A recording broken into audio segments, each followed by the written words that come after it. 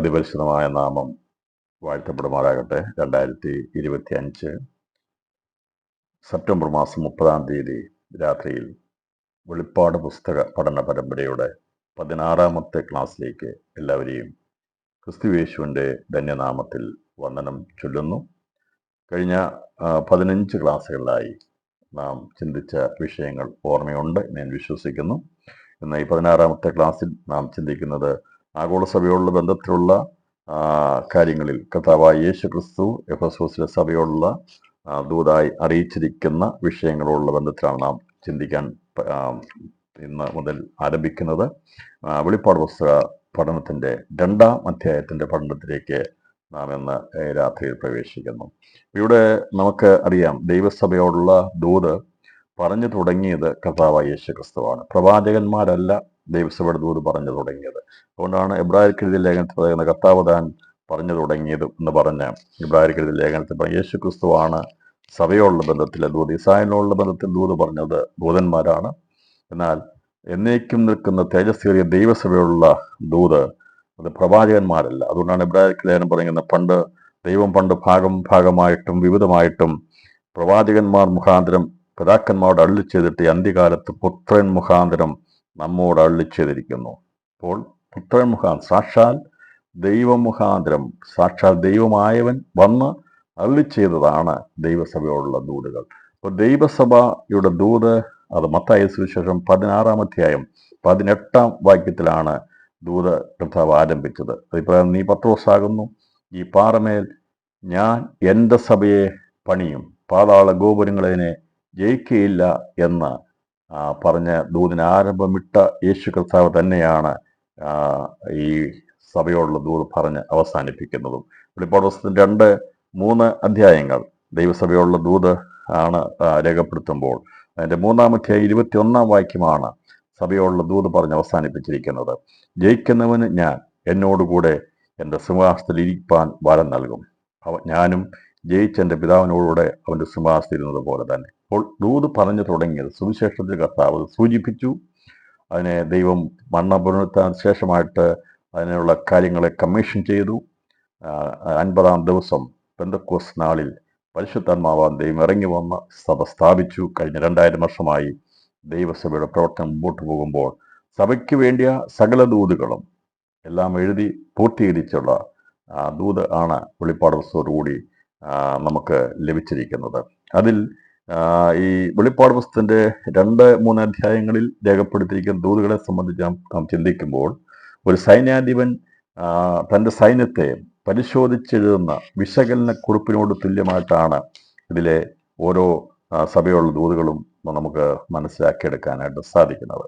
അപ്പോൾ 7 സഭയുള്ള ദൂതിൽ കർത്താവ് വെളിപ്പെടുത്തിയിരിക്കുന്നത് ആത്മീയ പോർക്കളത്തിൽ സഭയെ പരാജയപ്പെടുത്തുവാൻ ശത്രു പ്രയോഗിക്കുന്ന 7 വിധ തന്ത്രങ്ങളെക്കുറിച്ചാണ് നമുക്കത് വെളിപ്പെടുത്താനിരിക്കുന്നത്. ഇവിടെ ഇതിനകത്ത് നമ്മൾ ചിന്തിക്കുമ്പോൾ നമ്മെ പരാജയപ്പെടുത്തുവാൻ ശ്രമിക്കുന്ന സാത്താനിക തന്ത്രങ്ങളുണ്ട്. ദൈവമക്കളെ, ദൈവസഭകളെ ഏതെങ്കിലും വിധത്തിൽ പരാജയപ്പെടുത്തുവാൻ വേണ്ടി പരിശ്രമിക്കുന്ന സാത്താൻ ഓരോ കാലഘട്ടത്തിലും എടുക്കുന്നതായ അവൻ്റെ തന്ത്രങ്ങൾ അത് എല്ലാ സഭകളെയും ബാധിക്കും. ഒരു സഭയോട് ദൂത് പറഞ്ഞിരിക്കുന്ന ദൂത് എല്ലാ കാലഘട്ടത്തിലുള്ള സഭയോട് ബന്ധത്തിലുള്ളതാണ്.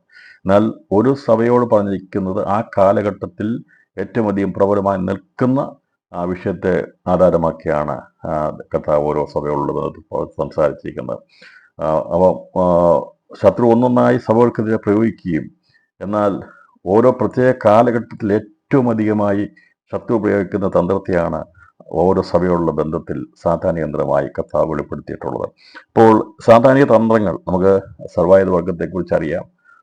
എഫെസ്യർക്കെഴുതിയ ലേഖനങ്ങളൊക്കെ എഴുതി രേഖപ്പെടുത്തിയിട്ട് 2 കൊരിന്തി അതിൻ്റെ രേഖപ്പെടുത്തി 2 കൊരിന്തി 2ാം അധ്യായം 11ാം വാക്യത്തിൽ അപ്പോസ്തലനായ പൗലോസ് രേഖപ്പെടുത്തി സാത്താൻ തന്ത്രങ്ങളെ നാം അറിയാത്തവരല്ലല്ലോ, സാത്താൻ നമ്മെ പരാജയപ്പെടുത്തരുത്, അവൻ്റെ തന്ത്രങ്ങളെ നാം അറിയാത്തവരല്ലോ എന്ന് രേഖപ്പെടുത്തി 2ാം അധ്യായം 2 കൊരിന്ത്യർ 2ാം അധ്യായം 11ാം വാക്യമാണ്. അപ്പോൾ സാത്താനിക തന്ത്രങ്ങളെ നാം അറിയാത്തവരല്ലോ എന്ന് പറയുമ്പോൾ നമുക്കറിയാം. എന്നാൽ സാത്താന തന്ത്രങ്ങൾ എന്താണ് എന്ന് ചോദിച്ചാൽ പെട്ടെന്ന് പറയാൻ കഴിയത്തില്ല. എന്നാൽ വെളിപ്പാട് പുസ്തകത്തിൻ്റെ 2-3 അധ്യായങ്ങൾ വളരെ സ്വസ്വത്വം വായിച്ച് പഠിച്ചാൽ സാത്താൻ ഓരോ കാലഘട്ടത്തിലും ഉപയോഗിക്കുന്ന അല്ലെങ്കിൽ ഉപയോഗിച്ചുകൊണ്ടിരിക്കുന്ന 7 വിധ തന്ത്രങ്ങളെ നമുക്ക് മനസ്സിലാക്കിയെടുക്കാൻ സാധിക്കും. ഇപ്പോൾ സഭയോടുള്ള ദൂതിൽ പരമപ്രധാനമായി രേഖപ്പെടുത്തിയിരിക്കുന്നത് ജയിക്കുക എന്നാണ് പറയുന്നത്. എല്ലാ സഭയോടും പറഞ്ഞിരിക്കുന്നത് ജയിക്കുക എന്നാണ്. അപ്പോൾ സാത്താൻ പരാജയപ്പെടുത്തുന്നതിനെ ദൈവം പറഞ്ഞു നമ്മൾ ജയിക്കണം. അപ്പോൾ എന്താണ് നമ്മെ പരാജയപ്പെടുത്തുവാൻ വേണ്ടി ശ്രമിക്കുന്നത് എന്നുള്ളത് മനസ്സിലാക്കി അതിനെ അതിജീവിക്കുന്നതിനെയാണ് അവനെ പരാജയപ്പെടുത്തുക എന്നതുകൊണ്ട് അർത്ഥമാക്കുന്നത്. പിന്നെ പലർക്കും ചിന്തിക്കുന്നത് ഈ സാത്താൻ്റെ ആഴങ്ങൾ അറിഞ്ഞു വേണം യുദ്ധക്കളത്തിൽ നിൽക്കണമെന്നുള്ള ചിലർ പറയാറുണ്ട്. പക്ഷേ ഞാൻ അങ്ങനെ പഠിപ്പിക്കത്തില്ല. നമ്മൾ ഒരിക്കലും പൈശാചികന്റെ ആഴങ്ങൾ പിന്നീട് അത് ചിന്തിക്കേണ്ടതാണെങ്കിൽ ചിലർക്ക് ഇതുണ്ട്, ഈ സാത്താൻ്റെ ആഴങ്ങൾ അറിയണം, അല്ലെങ്കിൽ അവൻ്റെ ശക്തി എന്താണെന്ന് മനസ്സിലാക്കണം, അവൻ ആരാണെന്ന് പഠിക്കണം എന്നൊക്കെ പഠിപ്പിക്കുന്നവരുണ്ട്. പക്ഷെ എന്നെ സംബന്ധിച്ചോളം ഞാൻ സാത്താൻ്റെ ആഴങ്ങൾ പഠിപ്പിക്കാൻ വേണ്ടിയല്ല ദൈവം ആക്കിയിരിക്കുന്നത്. എനിക്ക് തന്നിരിക്കുന്ന ദൈവകൃപ സാത്താൻ്റെ ആയുധവർഗത്തിൽ അതൊക്കെ ഉണ്ടെന്നോ അവൻ്റെ കഴിവെന്താണെന്ന് പഠിപ്പിക്കുകയല്ല, യേശു ക്രിസ്തുവിൽ നിന്നുള്ളവ ക്രിസ്തുവേശുവിലുള്ള കാര്യങ്ങളെ വെളിപ്പെടുത്തുവാനാണ് കർത്താവ് നമ്മളെ അധികാരപ്പെടുത്തിയിരിക്കുന്നത്. അതുകൊണ്ടാണ് 2 കൊരിന്തി ഞാനിത് പറഞ്ഞു പോകുന്നത്. അങ്ങനെ ഒരു വിഷയം എടുത്ത് പഠിപ്പിക്കാമെങ്കിൽ ഒരുപാട് പേര് കേൾക്കാൻ വരും. സാത്താനെക്കുറിച്ചും അവൻ്റെ കൊമ്പിനെക്കുറിച്ചും കാലിനെക്കുറിച്ചും ഒക്കെ പ്രസംഗിക്കാമെങ്കിൽ ഒരുപാട് പേർക്ക് ഭയങ്കര ഇഷ്ടമാണ്. എനിക്കറിയാം, ഇഷ്ടംപോലെ ആൾക്കാർ സെർച്ച് ചെയ്യും. സാത്താൻ്റെ ആഴങ്ങൾ മനസ്സിലാക്കാനാണെങ്കിൽ ഇന്നത്തെ യുവതലമുറ പോലും കൂടെ അതിനെ കേൾക്കാൻ വേണ്ടി തയ്യാറാകും. എനിക്കറിയാം, ക്രിസ്തുവിനെ കുറിച്ച് എന്തെങ്കിലുമൊക്കെ വിളിച്ചു പറയാമെങ്കിൽ ആൾക്കാർക്ക് ഭയങ്കര ഇഷ്ടമാണ്. പക്ഷെ എന്നാൽ ജീവൻ തന്ന യേശുവിനെക്കുറിച്ച് സംസാരിച്ച് ആർക്കും കേൾക്കണ്ട.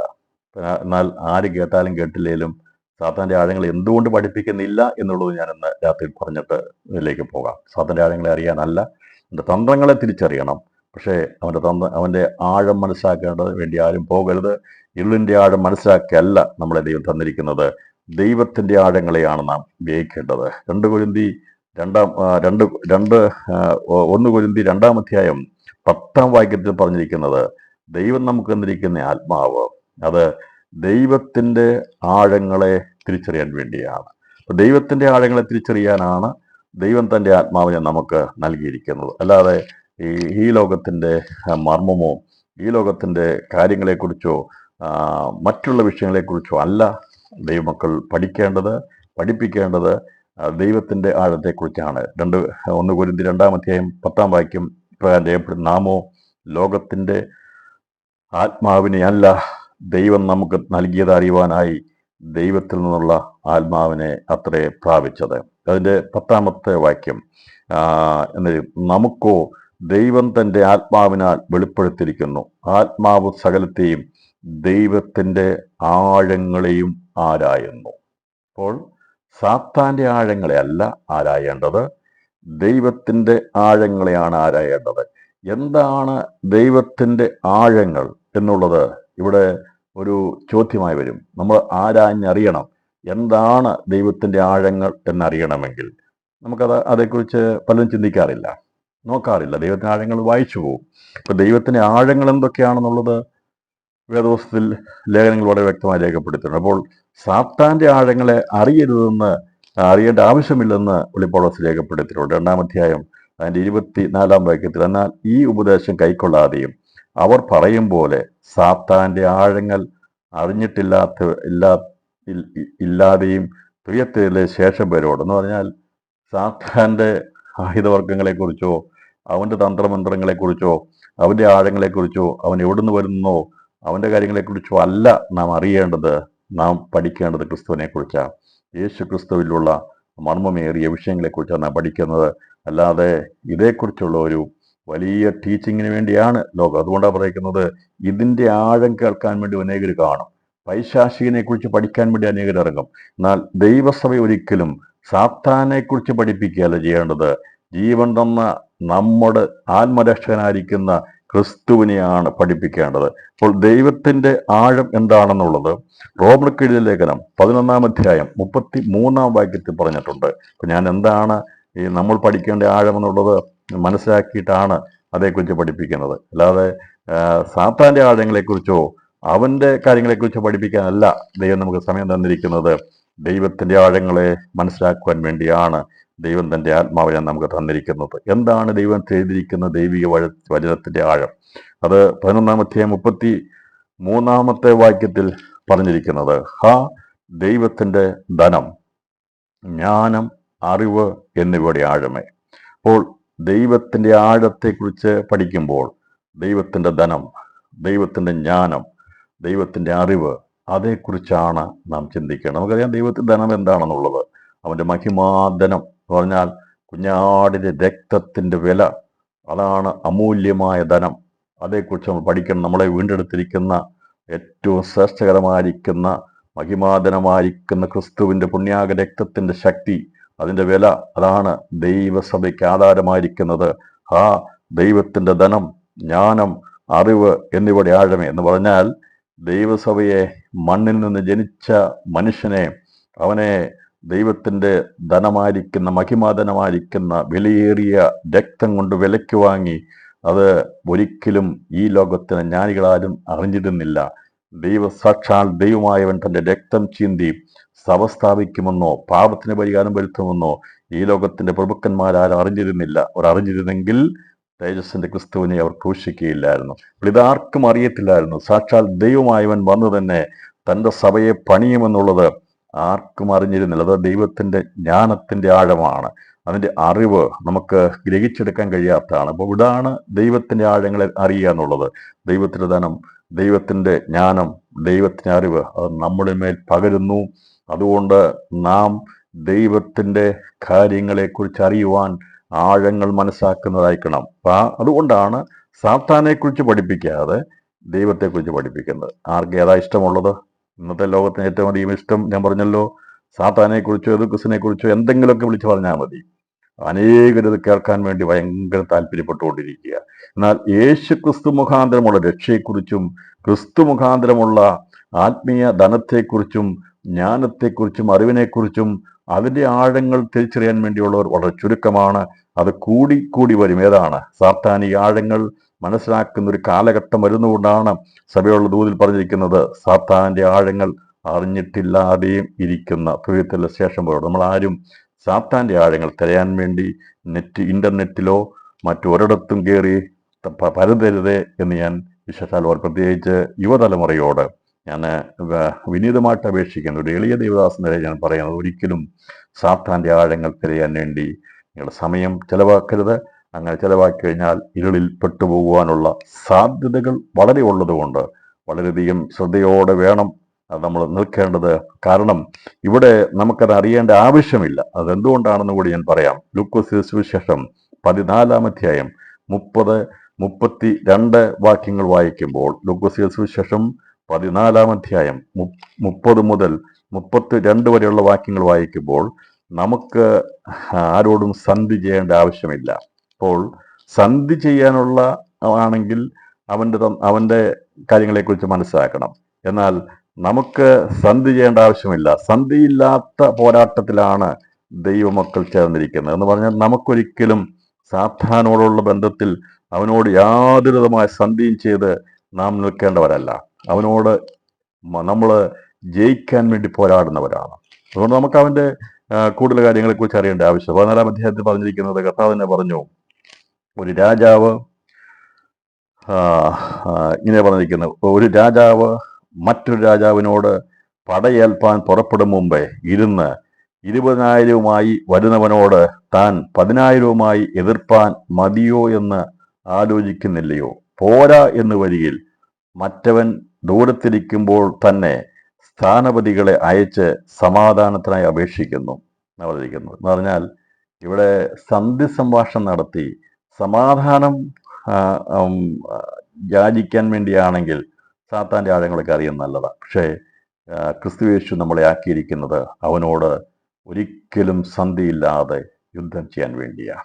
നമുക്കല്പമേ കഴിവുള്ളെങ്കിലും ഒരിക്കലും സാത്താന്റെ കാര്യങ്ങളെക്കുറിച്ച് അറിയേണ്ട ആവശ്യമില്ല. അതുകൊണ്ട് അവിടെ പറയുന്നത്, ഈ എതിർക്കാൻ നിൽക്കുന്നവന്റെ അവരുമായിട്ട് നമ്മൾ താരതമ്യം ചോദിച്ചു പറഞ്ഞാൽ വലിയ ശക്തിയുള്ള ഒരാൾക്ക് ചെറിയൊരാളായിട്ട് ചോദിക്കേണ്ട ആവശ്യമില്ല. അവനെ പ്രയാസം തോൽപ്പിക്കാം. എന്നാൽ ഏകദേശം തുല്യ ശക്തികളാണെങ്കിൽ രണ്ടു കൂട്ടരും കണക്ക് കൂട്ടും. നമുക്കറിയാമല്ലോ, രാജ്യങ്ങളുടെ മിലിറ്ററി പവറിനെ കുറിച്ച് കണക്ക് കൂട്ടിയിട്ട് ആര് ജയിക്കും എന്നൊക്കെ നേരത്തെ കരുതും, നോക്കിയിട്ടാണ് ജയിക്കാൻ പറ്റുമോ നോക്കിയിട്ടാണ് യുദ്ധത്തിന് വേണ്ടി തയ്യാർ ചെയ്യുന്നത്. അല്ല, ഇവിടെ ഈ ഒരു രീതിയിലുള്ള സമരം, ഒരു യുദ്ധം മാത്രമേ ഉള്ളൂ. അത് ജയിക്കാനുള്ള യുദ്ധമാണ്.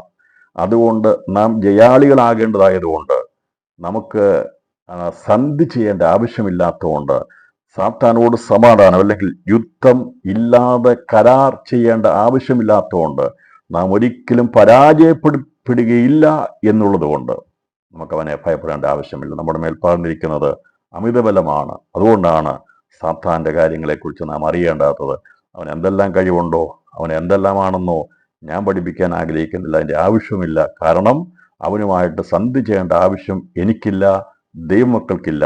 അതുകൊണ്ടാണ് നാം പടയേൽക്കുന്ന എല്ലാ ദിവസവും യുദ്ധം ചെയ്യുമ്പോൾ സാത്താന്റെ ആഴങ്ങൾ, അവൻ എന്തെല്ലാം കഴിവുണ്ടെന്നോ അവൻ എത്രമാത്രം സ്ഥലങ്ങൾ അവൻ്റെ കീഴിലാണെന്നോ ഒന്നും നമ്മൾ അറിയേണ്ട ആവശ്യമില്ല. കാരണം നമ്മുടെ മേൽ പകർന്നിരിക്കുന്ന ദൈവകൃപ അമിതബലമാണ്. അത് സാത്താനെ പരാജയപ്പെടുത്തിയതായതുകൊണ്ട് ആ ശക്തി നമ്മുടെ മേൽ ഉള്ളത് കൊണ്ടാണ് നമുക്കിങ്ങനെ അവനുമായിട്ട് താരതമ്യം ചെയ്ത് യുദ്ധം ചെയ്യേണ്ട ആവശ്യമില്ല. അങ്ങനെ ആരെങ്കിലും അവനോട് സമാധാനം അപേക്ഷിക്കാൻ വേണ്ടിയാണെങ്കിൽ അവന്റെ കണക്കെടുത്തു, എനിക്ക് സാത്താനുമായിട്ട് സന്ധി സംഭാഷണം നടത്തേണ്ട ആവശ്യമില്ല. കാരണം കർത്താവ് പറഞ്ഞു, എനിക്ക് അവനോടൊരു കാര്യവുമില്ല. യേശു കർത്താവ്, ഇതാ ലോകത്തിന്റെ പ്രഭു വരുന്നു, അവന് എന്നോടൊരു കാര്യമില്ല. കർത്താവ് പറഞ്ഞു, നീ വന്നാൽ ഇത്രയേ ഉള്ളൂ, എനിക്ക് നിന്നയുടെ ഒരു കാര്യമില്ല എന്ന് കർത്താവ് പറഞ്ഞതുപോലെ നമുക്കും ഈ ദിവസങ്ങളിൽ പറയാം, ഈ ലോകത്തിന്റെ എതിർ ക്രിസ്തുവോ ആര് വന്നാലും, അവന് ഏത് രീതി വന്നാലും അവന് നമ്മോടൊരു കാര്യവുമില്ല എന്ന് പറയുവാൻ തക്കവണ്ണം ദിവസം ദൈവസഭ സജ്ജമായിരിക്കണം. ദൈവത്തിന്റെ ആഴങ്ങളെ തിരിച്ചറിയണം. ദൈവത്തിന്റെ ധനത്തെക്കുറിച്ചും ദൈവത്തിന്റെ ജ്ഞാനത്തെക്കുറിച്ചും അറിവിനെക്കുറിച്ചും ആഴങ്ങളെക്കുറിച്ചും പഠിക്കണം. അതിനുവേണ്ടിയാണ് വെളിപ്പാട് പുസ്തക പഠനം നമ്മൾ നടത്തുന്നത്. അല്ലാതെ സാത്താന്റെ ശക്തിയെക്കുറിച്ച് പഠിപ്പിക്കാൻ വേണ്ടിയല്ല, അവനെ വെളിപ്പെടുത്താൻ വേണ്ടിയല്ല ദൈവനം പഠിപ്പിക്കുന്നത്.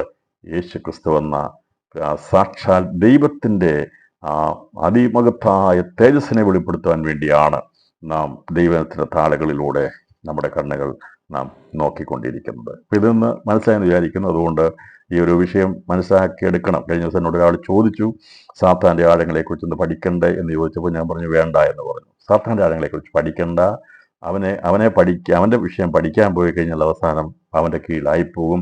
അതുകൊണ്ട് നാം ഇരുളിനെക്കുറിച്ചല്ല പഠിക്കേണ്ടത്, വെളിച്ചത്തെക്കുറിച്ചാണ് പഠിക്കേണ്ടത്. അപ്പോൾ ഇവിടെ നമ്മൾ പഠിക്കുന്നത് സാത്താന്റെ 7 വിധ തന്ത്രങ്ങളെക്കുറിച്ച്. അവൻ ഏതൊക്കെ വിധത്തിലാണ് ദൈവസഭയെ നിർമൂലനം ചെയ്യാൻ വേണ്ടി അല്ലെങ്കിൽ ഇല്ലാതാക്കാൻ വേണ്ടി പരിശ്രമിക്കുന്നത്. പക്ഷെ അവൻ എത്ര ശ്രമിച്ചാലും കർത്താവ് പറഞ്ഞു, ഞാൻ എൻ്റെ സഭയെ പണിയും, പാതാള ഗോപുരങ്ങൾ അതിനെ എന്തെയ്യത്തില്ല, ജയിക്കുകയില്ല. അവൻ എത്ര പ്രബലപ്പെട്ട് അവൻ ഏതെല്ലാം സന്നാഹങ്ങൾ ഒരുക്കിയാലും ഏതെല്ലാം വിധത്തിലുള്ള കാര്യങ്ങൾ ചെയ്താലും രാത്രിയിൽ നമുക്ക് ഒരുമിച്ച് പറയാം, കർത്താവ് പറഞ്ഞിരിക്കുന്ന വചനം അതുപോലെ തന്നെയാണ്. അവന് ജയിക്കാൻ കഴിയത്തില്ല. യേശു ക്രിസ്തു പണിയുന്ന സഭയെ ജയിക്കാൻ ഈ ലോകത്തിന്റെ ദൈവത്തിന് കഴിയത്തില്ല. കാരണം മരണത്തെ ജയിച്ചുയർത്തുന്നേറ്റ യേശു ക്രിസ്തു മുഖാന്തരമാണ് സഭ സ്ഥാപിച്ചിരിക്കുന്നത്. അതുകൊണ്ട് കർത്താവ് പാതാള ഗോപുരങ്ങൾ, ഗേറ്റ്സ് ഓഫ് ദ ഹെൽ എന്ന് പറഞ്ഞാൽ ഗോപുരം പോലെ പടുതുയർത്തി അവൻ മനുഷ്യന്റെ മേൽ ആധിപത്യമിട്ടിരുന്നു. പക്ഷേ അതിന് നമ്മുടെ മേൽ വാഴുവാൻ അധികാരമില്ലാതെ ദൈവം നമ്മുടെ മേൽ വാഴുന്നത് കൊണ്ട് ദുഷ്ടൻ നമ്മുടെ മേൽ അധികാരമില്ല.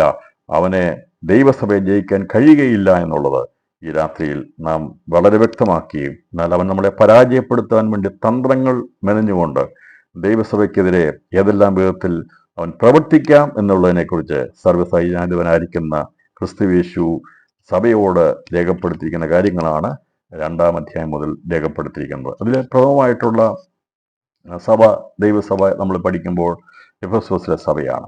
അതുകൊണ്ട് രണ്ടാം അധ്യായം 1 മുതൽ അതിൻ്റെ 7 വരെയുള്ള വാക്യങ്ങളെ നമ്മൾ ചിന്തിച്ച് ഇന്ന് രാത്രിയിൽ നമ്മൾ അതേക്കുറിച്ചാണ് ചിന്തിക്കാൻ പോകുന്നത്. അപ്പോൾ ഇത് പഠിക്കുമ്പോൾ ഈ 7 സഭകൾക്ക് എഴുതിയിരിക്കുന്ന ദൂത് നമുക്ക് വേഗത്തിൽ മനസ്സിലാക്കാൻ വേണ്ടി അതിൻ്റെ മെയിൻ കാര്യം എന്താണെന്നുള്ളത് മനസ്സിലാക്കി കഴിഞ്ഞാൽ ബാക്കിയുള്ള കാര്യങ്ങൾ പഠിക്കാൻ എളുപ്പമാണ്. അപ്പോൾ ഇതിനെ നമുക്ക് 2-3 അധ്യായങ്ങൾ വളരെ വേഗത്തിൽ പഠിക്കാൻ സാധിക്കും. ഇതിനകത്ത് ഒരേ മാതൃകയിലാണ് കർത്താവ് സംസാരിച്ചിരിക്കുന്നത്. 7 സഭയോടും സംസാരിച്ചിരിക്കുന്ന ഒരേ മാതൃകയാണ്. ആ മാതൃകയിൽ 7 കാര്യങ്ങളാണ് ഉൾക്കൊണ്ടിരിക്കുന്നത്. എല്ലാ സഭകളോടും അത് അഭിസംബോധന ചെയ്തിട്ടുണ്ട്. ഒന്ന് അഭിസംബോധന വാക്യം, രണ്ട് പൊതുവായ ആ സഭയെക്കുറിച്ചുള്ള വിലയിരുത്തൽ, മൂന്ന് സഭകളിൽ കുറവുകളുണ്ടെങ്കിൽ അതേക്കുറിച്ചുള്ള വെളിപ്പെടുത്തൽ, അതോടൊപ്പം തന്നെ സാത്താനിക തന്ത്രത്തെ അവിടെ വെളിപ്പെടുത്തുന്നു. നാല് കുറവുകളുണ്ടെങ്കിലുള്ള പ്രശ്നപരിഹാരം, എങ്ങനെ സാത്താന്റെ തന്ത്രങ്ങളെ അതിജീവിക്കാമെന്നുള്ള പരിഹാരമാർഗം പറഞ്ഞു തരുന്നു. അഞ്ച് മുന്നറിയിപ്പുകൾ, ദൈവം കുറവുകളെ വെളിപ്പെടുത്തി പ്രശ്നപരിഹാരം അറിയിച്ചെന്നിട്ടും അവഗണിച്ചു പോയാൽ എന്തായിരിക്കും സംഭവിക്കാൻ പോകുന്നത് എന്നുള്ളതിനെക്കുറിച്ചാണ് മുന്നറിയിപ്പാട് തന്നിരിക്കുന്നത്. ആറാമത്തേത് പ്രതിഫലം, ജയിച്ചാൽ പ്രതിഫലമുണ്ട് എന്നുള്ളതിനെക്കുറിച്ച് വെളിപ്പെടുത്തുന്നു. ഏഴ് സമാപന വാക്കുകൾ. ഇതാണ് 7 സഭകളോടുള്ള ബന്ധത്തിലും നമുക്ക് ഈ 7 സഭകളെക്കുറിച്ച് പഠിക്കുമ്പോൾ ഈ ഒരു രീതിയിൽ പഠിക്കാമെങ്കിൽ നമുക്കത് മനസ്സിലാക്കാൻ സാധിക്കും. ഇപ്പോൾ 2-3 അധ്യായങ്ങൾ കാണാതെ പഠിക്കാതെ നമുക്കത് എന്താണെന്ന് മനസ്സിലാക്കാൻ വേണ്ടി ഈ ഒരു മാതൃകയിൽ ഈ ഫോർമാറ്റിൽ നമ്മൾ പഠിക്കാമെങ്കിൽ വളരെ വേഗത്തിൽ 7 സഭകളുടെ ദൂത് മനസ്സിലാക്കിയെടുക്കാൻ സാധിക്കും. അപ്പോൾ 2-3 അധ്യായം നമ്മൾ പഠിക്കുന്നത് ഈ 7 ഫോർമാറ്റ്, 7 കാര്യങ്ങളെക്കുറിച്ച് ദൈവം പറഞ്ഞിരിക്കുന്ന കാര്യങ്ങളെയാണ് നമ്മൾ വിശകലനം ചെയ്ത് പഠിക്കുന്നത്. അപ്പോൾ അതിലെ ഒന്നാമത്തെ സഭയായിരിക്കുന്ന എഫെസോസിലെ സഭയുള്ള ബന്ധത്തെ പറഞ്ഞിരിക്കുന്നത് 2-ാം അധ്യായം 1 മുതൽ 7 വരെയുള്ള വാക്യങ്ങളാണ്. അതിലെ ഒന്നാമത്തെ വാക്യം, 2-ാം അധ്യായം 1-ാം വാക്യം ഇപ്രകാരം: എഫെസോസിലെ സഭയുടെ ദൂതന് എഴുതുക, 7 നക്ഷത്രം വലങ്കയിൽ പിടിച്ചും കൊണ്ട് 7 പൊൻനിലവിളക്കോട് നടുവിൽ നടക്കുന്നവൻ അരുളി ചെയ്യുന്നത്. അപ്പോൾ ഇത് അഭിസംബോധന വാക്കുകളാണ്. ആരാണ് ഇതൂടെ അറിയിക്കുന്നത്, ആരോടാണ് അറിയിക്കുന്നത് എന്നാണ് ഇവിടെ രേഖപ്പെടുത്തിയത്. ആരോട് അറിയിക്കുന്നു? അപ്പോൾ 7 പൊൻനിലവിളക്കുകളുടെ നടുവിൽ 7 നക്ഷത്രം വലങ്കയിൽ പിടിച്ചുകൊണ്ട് നടക്കുന്നവൻ അരുളി ചെയ്യുന്നത്. 7 നക്ഷത്രം വലങ്കയിൽ പിടിച്ചുകൊണ്ട് 7 പൊൻനിലവിളക്കുകളുടെ നടുവിൽ നടക്കുന്നവൻ. ഇതേക്കുറിച്ച് നമ്മൾ ആമുഖാധ്യായത്തിൽ 1-ാം അധ്യായത്തിൽ പഠിച്ചിരുന്നു. അപ്പോൾ അത് യേശുക്രിസ്തു ആണെന്നുള്ളത് ഒന്നുകൂടി ഓരോ സഭകളുടെ ബന്ധത്തിൽ രേഖപ്പെടുത്തുമ്പോൾ പ്രാരംഭമായി പറഞ്ഞിരിക്കുന്നത് 7 നക്ഷത്രം വലങ്കയിൽ പിടിച്ചും കൊണ്ട് 7 പൊൻനിലവിളക്കുകളുടെ നടുവിൽ നടക്കുന്നവൻ സർവശക്തനായിരിക്കുന്ന ദൈവമായിരിക്കുന്ന യേശുക്രിസ്തു. അതാണ് അഭിസംബോധനയിൽ പറഞ്ഞിരിക്കുന്നത് ആരാണ് ഇത് ഈ ദൂത് അറിയിക്കുന്നുള്ളതാണ്. ആർക്ക് വേണ്ടി എഴുതിയിരിക്കുന്നു? എഫെസോസിലെ സഭയുടെ ദൂതന് എഴുതുക. ചിലർ നമ്മൾ സഭയുടെ ദൂതൻ ആരാണെന്നുള്ളത് ചിന്തിച്ചിരുന്നു, പഠിച്ചിരുന്നു. പുതുതായിട്ട് ആരെങ്കിലും ഇന്ന് കേൾക്കുന്നുണ്ടെങ്കിൽ സഭയുടെ ദൂതൻ ഒരിക്കലും ഏഞ്ചൽസ് അല്ല, അത് മാലഹമാരല്ല, അത് മനുഷ്യർ തന്നെയാണ്. കാരണം ദൂതന്മാർക്ക് ഒരിക്കലും നമുക്ക് എഴുതി കൊടുക്കേണ്ട ആവശ്യമില്ല. യോഹന്നാൻ അവിടുന്ന് ദൂതന് എഴുതേണ്ട ആവശ്യമില്ല. കാരണം ദൈവത്തിന് ആജ്ഞ വരുന്നത് ദൈവം നേരിട്ട ദൂതനോട് പറയുന്നത്. ഇവിടെ എഫെസോസിലെ സഭയുടെ ദൂതന് എഴുതുക എന്നതിൻ്റെ അർത്ഥം അത് സഭയുടെ സഹോദരന്മാർക്ക് അതിനെ കൈമാറുക എന്നാണ് എൻ്റെ അർത്ഥം. അതിനെ തെറ്റിദ്ധരിക്കുക. ദൂതൻ എന്ന് പറയുമ്പോൾ തന്നെ ഓരോ സഭയ്ക്കും ഓരോ ദൂതനുണ്ട്, അങ്ങനെയല്ല നമ്മൾ ചിന്തിക്കുക. അത് ഞാൻ മനസ്സിലാക്കിയിരുന്നു. എന്നാൽ ഒന്നുകൂടി എടുത്ത് പറയുന്നത്, ഇത് തെറ്റിദ്ധരിക്കപ്പെടരുത്. എഫെസോസിലെ സഭയുടെ ദൂതൻ എന്ന് പറഞ്ഞിരിക്കുന്നത് സഭയുടെ സഹോദരന്മാരാണെന്നുള്ളത് 2 കൊരിന്ത്യർ 8-ാം അധ്യായം 23-ാം വാക്യത്തെ ആധാരമാക്കി നാം ചിന്തിച്ചിരുന്നു. ഇതൊന്നുകൂടി ഞാൻ ഓർപ്പിക്കുന്നത് ആർക്കെങ്കിലും പിന്നീട് സംശയം ഉണ്ടാകാതിരിക്കാൻ വേണ്ടിയാണ് അത് ഞാൻ ഒന്നുകൂടി എടുത്തിവിടെ ഉദ്ധരിക്കുന്നത്. കാരണം നമ്മൾ പെട്ടെന്ന് മറന്നുപോകും. അപ്പോൾ അത് വളരെ വിസ്താരമായി പഠിപ്പിച്ചിരുന്നു. പക്ഷേ എത്ര കേട്ടാലും പിന്നെയും മറന്നുപോകും. ആരോടെങ്കിലും ചോദിക്കുക ഈ സഭയുടെ ദൂതൻ ആരാണ് എന്ന് ചോദിച്ചാൽ അത് വേഗത്തിൽ മറന്നുപോകാൻ സാധ്യതയുണ്ട്. എന്നാൽ സഭയുടെ ദൂതൻ ആരാകുന്നു എന്നുള്ളത് 2 കൊരിന്ത്യർ 8-ാം അധ്യായം 23-ാം വാക്യത്തിൽ പറഞ്ഞു: തീത്തോസ് എനിക്ക് കൂട്ടാളിയും നിങ്ങൾക്കായിട്ട് കൂട്ടുവേലക്കാരനുമാകുന്നു. നമ്മുടെ സഹോദരന്മാർ സഭകളുടെ ദൂതന്മാരും ക്രിസ്തുവിന് മഹത്വവും തന്നെ. അപ്പോൾ സഹോദരന്മാർക്ക് എഴുതി അയക്കാനാണ് പറഞ്ഞിരിക്കുന്നത്. സഭയുടെ ദൂതന്മാരായിരിക്കുന്ന സഹോദരന്മാർക്ക് എഴുതി അയക്കാനാണ് പറഞ്ഞിരിക്കുന്നത്. അപ്പോൾ ദൈവത്തിൻ്റെ സഭകളിലെ ദൂതന്മാർക്ക് എന്തെല്ലാം സ്വഭാവ സവിശേഷതകൾ ഉണ്ടെന്നുള്ളത് ഫിലിപ്പിയർക്കെതിരെ 2-ാം അധ്യായം 25-ാം വാക്യത്തിൽ പറഞ്ഞിരുന്നു. അവർ യേശു ക്രിസ്തുവിന്റെ രക്തത്താൽ ജനിക്കപ്പെട്ടവരായതുകൊണ്ട് സഹോദര സ്നേഹമുള്ളവരായിരിക്കും. 2 സഭയാൻ തോട്ടത്തിലെ കൂട്ടുവേലക്കാരായിരിക്കും. 3 ആത്മീയ പോർക്കളത്തിൽ അടരാടുന്ന ഉത്തമ ഭടന്മാരായിരിക്കും. 4 ദൂത അറിയിക്കുന്നതിൽ വിശ്വസ്ത പുലർത്തുന്നവരായിരിക്കും. 5 ദൈവിക ശുശ്രൂഷയിൽ ബുദ്ധിമുട്ട് വരുമ്പോൾ അത്തരം സന്ദർഭങ്ങളിൽ പ്രവർത്തനം ഉപേക്ഷിച്ചു പോകാതെ ശുശ്രൂഷ നിറപടിയായി ചെയ്യുന്നത്. ഇവരാണ് നക്ഷത്രങ്ങളായി ദൈവത്തെ കൈവരിക്കുന്ന ദൂതന്മാർ. അപ്പം ഈ സഭയുടെ ദൂതൻ എഴുതുക എന്ന് പറയുമ്പോൾ ദൈവത്തിൻ്റെ കരങ്ങളിൽ ദൈവം ദൂത് അറിയിക്കാൻ വേണ്ടി ഉപയോഗിക്കുന്ന സഹോദര വൃന്ദത്തെയാണ് ഇവിടെ ദൂതന്മാരോടുള്ള ബന്ധത്തിൽ രേഖപ്പെടുത്തിയിരിക്കുന്നത്. അപ്പോൾ എഫെസോസിലെ സഭയുടെ ദൂതന് എഴുതി ഇത് അയച്ചു കൊടുക്കാൻ പറഞ്ഞപ്പോൾ അവിടെ ഏതെങ്കിലും പ്രത്യേക ഒരു ഏഞ്ചലിന് കൊടുക്കാനല്ല പറഞ്ഞിരിക്കുന്നത്. സഭയുടെ സഹോദരന്മാർക്ക് ഇത് കൈമാറുക എന്നാണ്. നീ എഴുതിയ ഒരു പുസ്തകത്തിൽ എഴുതി അതിനെ കൊടുക്കാനാണ് ദൈവം അവനോട് അരുളി ചെയ്തത്. 7 സഭകൾക്ക് അയച്ചു കൊടുക്കാൻ പറഞ്ഞു.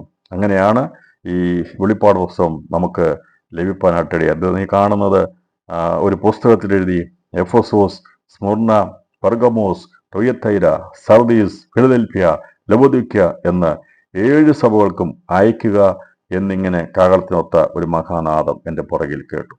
പഠിച്ചതാണ്, ചിന്തിച്ചതാണ്. സംശയം ഉണ്ടാകാതിരിക്കാൻ വേണ്ടി ഒന്നുകൂടെ ആവർത്തിച്ചതേ ഉള്ളൂ. ഇനി ആർക്കും സംശയം ഉണ്ടാകത്തില്ല എന്ന് ഞാൻ വിശ്വസിക്കുന്നു. അപ്പോൾ ഈ 7 നക്ഷത്രം സഭയുടെ ദൂതന്മാരാണ്, സഹോദരന്മാരാണെന്നുള്ളത് മനസ്സിലായി. അപ്പോൾ കർത്താവ് അഭിസംബോധന ചെയ്യുമ്പോൾ യോഹന്നാന് പത്മോസിൽ വെളിപ്പെട്ട ക്രിസ്തുവിനെ ഒന്നുകൂടി അവനോട് പറയുകയാണ്, അത് ഞാനാണ് ദൂത് കൈമാറുന്നത്. 7 നക്ഷത്രം വലങ്കയിൽ പിടിച്ചുകൊണ്ട് 7 പൊന്നലുകളുടെ നടുവിൽ നടക്കുന്നവൻ അരുളി ചെയ്യുന്നത്. രണ്ടാമത്തെ വാക്യം, അപ്പം സഭയുള്ള അഭിസംബോധന വാക്കുകളിൽ നിന്ന് വ്യക്തമാണ് അരുളി ചെയ്യുന്നത് മഹത്വപൂർണ്ണമായിരിക്കുന്ന യേശു ക്രിസ്തുവാണെന്നുള്ളതിന് സംശയമില്ല. അപ്പോൾ അതേക്കുറിച്ച് നമ്മൾ ചിന്തിച്ചിരുന്നു. 7 പൊന്നലകളെക്കുറിച്ചും കയ്യിൽ 7 നക്ഷത്രങ്ങളുള്ളതിനെ കുറിച്ചും ദൂതന്മാരാണ് ദൈവത്തിന്റെ സഭയോടുള്ള ബന്ധനാണെന്നൊക്കെ പറഞ്ഞിട്ടുണ്ട്. പക്ഷേ സർവശക്തനായ ദൈവം നേരിട്ടരുളി ചെയ്തതായതുകൊണ്ട് അതിനെ നിരസിച്ച് കളയരുത് എന്നുള്ളത് ഈ സഭയോടുള്ള ദൂത് അറിയിക്കുമ്പോൾ ഓരോരുത്തരെയും ഞാൻ വളരെ ഗൗരവതയോടെ ഓർമ്മപ്പെടുത്തുകയാണ്. അപ്പോൾ ഇത് ദൂതന്മാർ പറഞ്ഞ കാര്യമല്ല, ഏതെങ്കിലും മനുഷ്യൻ പറഞ്ഞ കാര്യമല്ല. ദൈവത്തിന് സകല വചനങ്ങളും പ്രാധാന്യതയുള്ളതാണ്. ഒരു വചനം പോലും അത് പ്രാധാന്യതയില്ലാത്താലെല്ലാം പ്രാധാന്യതയുള്ളത് ദൈവശാസ്യമാണ്, ദൈവത്താൽ ഉളവായതാണ്. എന്നാൽ പുതിയ നിയമത്തിന്റെ എന്ന് പറയുമ്പോൾ ഞാൻ പറഞ്ഞല്ലോ, ദൈവം നേരിട്ട് വന്ന് സംസാരിച്ചതാണ്. അതുപോലെ ദൈവസഭയോടുള്ള ബന്ധത്തിൽ തൻ്റെ ജീവൻ കൊടുത്ത് സമ്പാദിച്ചതായതുകൊണ്ട് ദൈവസഭയ്ക്ക് വേണ്ടി നേരിട്ട് കർത്താവ് അവിടെ യോഹന്നാൻ ഇറങ്ങി വന്ന് അവന് കൈമാറുന്ന, അവനോട് സംസാരിക്കുന്നതാണ് ഈ വെളിപ്പാട് പുസ്തകത്തിൽ രേഖപ്പെടുത്തിയിരിക്കുന്ന കാര്യങ്ങൾ എന്നുള്ളത് വളരെ പ്രത്യേകം മനസ്സിലാക്കണമേ എന്ന് പ്രത്യേകം ഓർപ്പിക്കുന്നു. ഇബ്രാഹിം ലേഖനം 12-25 അരുളി ചെയ്യുന്നവനെ നിരസിക്കാതിരിപ്പാൻ നോക്കുവിൻ. ഭൂമിയിൽ അരുളി ചെയ്യുന്നവനെ നിരസിച്ചവർ തെറ്റി ഒഴിയാതിരുന്നുവെങ്കിൽ സ്വർഗത്തിൽ നിന്ന് അരുളി ചെയ്യുന്നവനെ നാം വിട്ടുമാറിയാൽ എത്ര അധികം. അതുകൊണ്ട് നമുക്ക് ലഭിച്ചിരിക്കുന്ന ഈ പ്രമാണം, ഇതിനെ നമ്മൾ അവഗണിച്ച് കളയാതെ, നിരസിച്ച് കളയാതെ അതിനെ നാം അംഗീകരിക്കണം എന്നുള്ളതും ഇന്ന് രാത്രിയിൽ നാം മനസ്സിലാക്കേണ്ടിയിരിക്കുന്നു. അപ്പോൾ അതിനാൽ പുത്രൻ മുഖാന്തരം അള്ളിച്ചതിരിക്കുന്ന വാക്കുകൾക്ക് അതീവ ജാഗ്രത കൊടുത്തു വേണം ഓരോ ആത്മീയ പടയാളിയും ആത്മീയ ജീവിതം നയിക്കേണ്ടത്. അതാണ് അഭിസംബോധന ഈ വാക്കുകളിൽ മറഞ്ഞിരിക്കുന്ന ദൈവിക ഉദ്ദേശം. ഇവിടെ പറഞ്ഞിരിക്കുന്നത് 7 നക്ഷത്രം വലങ്കയിൽ പിടിച്ചും കൊണ്ട് 7 പൊന്നലകളുടെ നടുവിൽ നടക്കുന്നവൻ അരുളിച്ച് എന്ന് പറയുമ്പോൾ സാക്ഷാൽ ദൈവം തന്നെ നമ്മോട് സംസാരിച്ചിരിക്കുന്നതാണ്. അതുകൊണ്ട് അതിന് അത്രമാത്രം വിലയുള്ളത് കൊണ്ട് നാം നിരസിച്ച് കളയുവാൻ പാടില്ല, അവഗണിച്ച് കളയരുത് എന്നുള്ളത് ആണ് ഇവിടെ പ്രസക്തമായ രീതിയിൽ നമുക്കത് വെളിപ്പെടുത്താനിരിക്കുന്നത്. രണ്ടാമത്തെ വിഷയം, രണ്ടാമത്തെ കാര്യം എഫെസോസിലെ സഭയെക്കുറിച്ചുള്ള പൊതുവായ ഒരു വിലയിരുത്തലാണ്. അതിൻ്റെ 2-ാം അധ്യായം 2-3 വാക്യങ്ങൾ വായിക്കുമ്പോൾ അന്ന് സഭ സ്ഥാപിതമായി, നമുക്കറിയാം ഏകദേശം 90-95 കൂടിയുള്ള കാലഘട്ടത്തിലാണ് വെളിപ്പാട് പുസ്തകം എഴുതുന്നത്. അപ്പോൾ സഭ സ്ഥാപിതമായ ഏകദേശം 10-40 വർഷത്തെ സഭയുടെ പ്രവർത്തനങ്ങളെക്കുറിച്ച് യേശു ക്രിസ്തു തന്നെ വിശകലനം ചെയ്തിരിക്കുന്നതാണ് 2-3 വാക്യം. അങ്ങനെ 7 സഭകളെയും കർത്താവ് വിശകലനം ചെയ്തിട്ടുണ്ട്. അത് ഓരോ കാലഘട്ടത്തിലുള്ള എന്നുമുള്ള സഭകളെ വിശകലനം ചെയ്തുകൊണ്ടിരിക്കുന്നു എന്നുള്ളതും നമുക്കത് മനസ്സിലാക്കാൻ സാധിക്കുന്നു. രണ്ടാമത്തെ 2-3 വാക്യങ്ങളിൽ സഭയെക്കുറിച്ചുള്ള പൊതുവായ വിലയിരുത്തൽ പറഞ്ഞിരിക്കുന്നത്, ഞാൻ നിന്റെ പ്രവൃത്തിയും പ്രയത്നവും സഹിഷ്ണുതയും കൊള്ളരുതാത്തവരെ നിനക്ക് സഹിച്ചുകൂടാത്തതും അപ്പോസ്തലന്മാരല്ലാതിരിക്കെ തങ്ങൾ അപ്പോസ്തലന്മാർ എന്ന് പറയുന്നവരെ നീ പരീക്ഷിച്ച് കള്ളന്മാർ എന്ന് കണ്ടതും നിനക്ക് സഹിഷ്ണുതയുള്ളതും എൻ്റെ നാമനിമിത്തം നീ സഹിച്ചതും തളർന്നു പോകാഞ്ഞതും ഞാൻ അറിയുന്നു. അതാ പറയുക, വിലയിരുത്തൽ പറഞ്ഞു, ഞാൻ അറിയുന്നു. അപ്പോൾ ഇതെല്ലാം ഞാൻ അറിയുന്നുണ്ട്, നിനക്ക് എന്തെല്ലാം ഗുണങ്ങളുണ്ടെന്നുള്ളത് ഞാൻ അറിയുന്നു. എഫെസോസിലെ സഭ കള്ളന്മാരെ കണ്ടുപിടിക്കുവാൻ, അപ്പോസ്തലന്മാരെ, അതാണ് എഫെസോസിൽ വന്നപ്പം അത് ദുരുപദേശത്തിന് വഴി വയ്ക്കാതെ, നമുക്കറിയാം എഫെസോസിൽ വന്നപ്പോൾ അപ്പൊല്ലോസ് വന്നപ്പം തന്നെ അക്കിലാസും പ്രിസ്കില്ലയും കൂടി അവനെ അങ്ങ് പിടിച്ചു. എൻ്റെ പ്രസംഗമൊക്കെ കൊള്ളാം, പക്ഷേ ഞങ്ങളെ പഠിപ്പിച്ച ചില ഉപദേശമുണ്ട്. അത് കർത്താവിൽ നിന്ന് പ്രാപിച്ച പൗലോസിന് ലഭിച്ചിരിക്കുന്ന കാഴ്ചപ്പാടിൽ, വെളിപ്പാടിൽ പ്രസംഗിച്ച് പഠിപ്പിച്ച പ്രിസ്കയും അക്കില്ലാവും കൂടെ ഈ അപ്പൊല്ലോസിനെ കണ്ടു പറഞ്ഞു, നീ ഇത് അധികം പ്രസംഗിച്ച് പ്രചരിപ്പിക്കേണ്ട, യഥാർത്ഥമായ സ്നാനം എന്താണ്, അടിസ്ഥാന ഉപദേശം എന്താണെന്ന് മനസ്സിലാക്കണം. അതാ പറഞ്ഞിരിക്കുന്നത്. അതങ്ങനെ അവിടെ അന്ന് തടയിട്ടില്ലായിരുന്നെങ്കിൽ അത് വളർന്നു പോകും. അതുകൊണ്ടാണ് അവരവിടെ ഈ വചനം പഠിപ്പിച്ച് ദൈവ സത്യം എന്താണെന്ന് ഗ്രഹിപ്പിച്ചു കൊടുത്തിരുന്നു. 2 വർഷം പൗലോസ് അവിടെ ക്ലാസ് എടുത്തത് ദൈവസഭയെക്കുറിച്ചുള്ള വളരെ ഗഹനമായ കാര്യങ്ങളാണ്. എന്തൊക്കെയാണ് അടിസ്ഥാന ഉപദേശങ്ങൾ, ഏതൊക്കെയാണെന്നുള്ളത് മനസ്സിലാക്കി കൊടുത്തിരുന്നു. അതുകൊണ്ടാണ് ഇവിടെ പറഞ്ഞിരിക്കുന്നത്, നിന്റെ പ്രവൃത്തിയും പ്രയത്നവും സഹിഷ്ണുതയും കൊള്ളരുതാത്തവരെ നിനക്ക് സഹിച്ചുകൂടാത്തതും എന്ന് പറഞ്ഞാൽ, ഈ കൊള്ളാകുന്നവർക്ക് കൊള്ളരുതാത്തവരെ സഹിക്കാൻ പറ്റാതെ വരത്തുള്ളൂ. കൊള്ളരാത്തവരാണെങ്കിൽ അവർ തമ്മിൽ അണ്ടർസ്റ്റാൻഡ് ചെയ്ത് ജീവിച്ചു പോകും. ഇപ്പം കൊള്ളരാത്തവർക്ക് സ്ഥാനം കൊടുത്തു കഴിഞ്ഞാൽ നമ്മളും കൊള്ളരാത്തവരായി മാറും. നമ്മൾ കൊള്ളാകുന്നവരാണെങ്കിൽ നമുക്കതിനോട് ബന്ധപ്പെട്ട് നിൽക്കാൻ പറ്റത്തില്ല. അപ്പം ആ എഫെസോസിലെ സഭയെക്കുറിച്ച് പറയുകയാണ്, നിങ്ങൾ വാസ്തവത്തിൽ വളരെയധികം പ്രയത്നിക്കുന്നവരാണ്, സഹിഷ്ണുതയുള്ളവരാണ്, കൊള്ളരാത്തവർ സഹിച്ചുകൂടാത്തവരാണ്. അപ്പോസ്തലന്മാരായി അല്ലാതിരിക്കെ തങ്ങൾ അപ്പോസ്തലന്മാരെന്ന് പറയുന്നവരെ നീ പരീക്ഷിച്ച് കള്ളന്മാരെന്ന് കണ്ടതും നിനക്ക് സഹിഷ്ണുള്ളതും എൻ്റെ നാമനിമിത്തം നീ സഹിച്ചതും തളർന്നു പോകാഞ്ഞതും ഞാൻ അറിയുന്നു. സഭയെ നീ തളർന്നു പോയിട്ടില്ല. ദൈവം പൊതുവായി വിലയിരുത്തിയിട്ട് പറയുക. ഇത് ഏത് കാലഘട്ടത്തിൽ എപ്പോഴുമുള്ള സഭകളെ കർത്താവ് വിലയിരുത്തി സംസാരിക്കും. നമ്മൾ വിചാരിക്കരുത് കർത്താവ് ഒന്നും അറിയുന്നില്ല എന്ന് വിചാരിക്കരുത്. നമ്മൾ ആരാണെന്നും നമ്മൾ എന്ത് പ്രയത്നിക്കുന്നും നമ്മൾ എന്തൊക്കെയാ ചെയ്യുന്നെന്നുള്ളതും ദൈവത്തിനറിയാം. ദൈവസഭകളെ വിശകലനം ചെയ്യുന്നുണ്ട്. അതിനുള്ള എല്ലാ കാര്യങ്ങളും കർത്താവിൻ്റെ ആത്മാവ് ചെയ്യുന്നുണ്ട്. അപ്പോൾ ഈ രാജകീയ അഭിഷേകം ഉള്ളവർക്ക് അത് തിരിച്ചറിയാൻ കഴിയുള്ളൂ. അതേക്കുറിച്ച് ശലോമോൻ ഇപ്രകാരം പറഞ്ഞിട്ടുണ്ട്, ദുഷ്ടത പ്രവർത്തിക്കുന്നത് രാജാക്കന്മാർക്ക് വെറുപ്പ്, നീതി കൊണ്ടല്ലോ സിംഹാസനം സ്ഥിരപ്പെടുന്നത്. ഇപ്പോൾ രാജാവ് യേശു ക്രിസ്തുവിൻ്റെ ആത്മാവുള്ള രാജകീയ പുരോഹിതവർക്കും ദുഷ്ടതയെ ദേക്ഷിച്ച് നീതിയെ ഇഷ്ടപ്പെടുന്നവരാണ്. അപ്പോൾ ദൈവത്തിൻ്റെ അഭിഷേകം നമ്മുടെ മേൽ ഉള്ളതുകൊണ്ട് നമുക്കറിയാം 45 പറഞ്ഞിരിക്കുന്ന പ്രകാരമാണ്, നീ ദുഷ്ടതയെ ദേക്ഷിച്ച് നീതിയെ ഇഷ്ടപ്പെടുകയാൽ നിന്റെ ദൈവം തന്നെ നിന്നെ ആനന്ദതൈലം കൊണ്ട് അഭിഷേകം ചെയ്തിരിക്കുന്നു. അപ്പോൾ ദൈവത്തിൻ്റെ അഭിഷേകം നമ്മുടെ ഉള്ളത് കൊണ്ടാണ് ദുഷ്ടതയോട് നമുക്ക് ചേരാൻ കഴിയാത്തത്. കാരണം ദുഷ്ടത പ്രവർത്തിക്കുന്നത് രാജാക്കന്മാർക്ക് വെറുപ്പ്. ആര് ദുഷ്ടത പ്രവർത്തിച്ചാലും യഥാർത്ഥ രാജകീയ അഭിഷേകമുള്ള ദൈവകൃപയുള്ള ഒരാളും അതിനോട് യോജിച്ച് നിൽക്കത്തില്ല. നീതി കൊണ്ടല്ലോ സിംഹാസനം സ്ഥിരപ്പെടുന്നത്. അപ്പം യഥാർത്ഥത്തിൽ കൊള്ളാകുന്നവർക്ക് എപ്പോഴും നീതിയാണ് ഇഷ്ടപ്പെടുന്നത്. അതെ, ഒരിക്കലും ദുഷ്ടത പ്രവർത്തിക്കുന്നതോട് കൂട്ടുചേരാൻ കഴിയത്തില്ല. സഭയെക്കുറിച്ച് പറയുക, പൊതുവായിട്ട് വിലയിരുത്തിയ കർത്താവ് പറയുക, നിന്നെ ഞാൻ അറിയുന്നു, നീ സഹിച്ചതും തളർന്നു പോകാഞ്ഞതും ഞാൻ അറിയുന്നു. രാത്രിയിൽ എന്തെങ്കിലും പറയുക, ഒരുപാട് സഹിച്ചിട്ടുണ്ട്, സഹിഷ്ണുതയോടെ നിന്നിട്ടുണ്ട് വിശ്വാസത്തിന് വേണ്ടി. ദൈവം പറയാണ്, മറ്റാരും അറിഞ്ഞിട്ടില്ലെങ്കിലും എനിക്ക് നിന്നെ നന്നായി അറിയാം. എഫെസോസിലെ സഭയെ ദൈവമായ കർത്താവ് അവരെ വിശകലനം ചെയ്തിട്ട് പറയുകയാണ്, നിങ്ങളെക്കുറിച്ച് ഞാൻ അറിയുന്നു, ദൈവം അറിയുന്നു, ഞാൻ അറിയും. കർത്താവ് പറയുന്നു, എനിക്കുള്ളവരെ ദൈവം അറിയും, തനിക്കുള്ളവരെ ദൈവം അറിയുന്നു. അപ്പൊ ദൈവസഭയെ ദൈവം അറിയുന്നുണ്ട്. സഭയിലുള്ള പരിശുദ്ധന്മാർ നിറമുള്ളവരായിരുന്നെന്നും അവരുടെ പ്രവൃത്തികൾ ശ്ലാഘനീയമായിരുന്നു. അവരുടെ പ്രവൃത്തികൾ അത് പറയത്തക്കവണ്ണം ഉള്ളതായിരുന്നു. യേശുവിൻ്റെ ജീവൻ തന്ന് വീണ്ടെടുത്ത ശരീരമായ സഭ എപ്പോഴും പിതാവാൻ ദൈവത്തിന് പ്രസാദമുള്ള സൽപ്രവർത്തികൾ ഉള്ളവരും ആയിരിക്കണം. അതിനുവേണ്ടിയാണ് ദൈവം നമ്മെ സകല അധർമ്മത്തിൽ നിന്ന് വീണ്ടെടുത്തിരിക്കുന്നത്. അപ്പോൾ ദൈവം നമ്മളെ വീണ്ടെടുത്തിരിക്കുന്നത് സൽപ്രവർത്തികൾ ചെയ്യാൻ വേണ്ടി. തീത്തോസിന്റെ ലേഖനം 2-14 പറഞ്ഞു. ഇപ്പം പൗലോസ് പറഞ്ഞ കാര്യങ്ങളൊക്കെ, സഭയെ പഠിപ്പിച്ച ആത്മാവിൽ പറഞ്ഞ കാര്യങ്ങളൊക്കെ, അത് അവണ്ണം തന്നെ ദൈവസഭകൾ ഭൂരിപക്ഷവും അതനുസരിച്ചാണ് പ്രവർത്തിച്ചുകൊണ്ടിരുന്നത് എന്നുള്ളത് നമുക്കറിയാം. അപ്പോൾ ഈ ദിവസത്തിൽ സ്നേഹാധിഷ്ഠിതമായി പണിയപ്പെട്ട എഫെസോസിലെ സഭ ശുഷ്കാന്തിയുള്ളവരായിരുന്നു. അവരുടെ പ്രവൃത്തി പരിശുദ്ധാത്മാവിൽ നിറവിലുള്ളതായതുകൊണ്ട് പൊതുവായിട്ട് വിലയിരുത്തിയപ്പോൾ പറയുകയാണ്, നിങ്ങളുടെ ഇടയിൽ കള്ള അപ്പോസ്തലന്മാർ വന്നാൽ അവർക്ക് വിലസാൻ കഴിയത്തില്ലെന്ന്.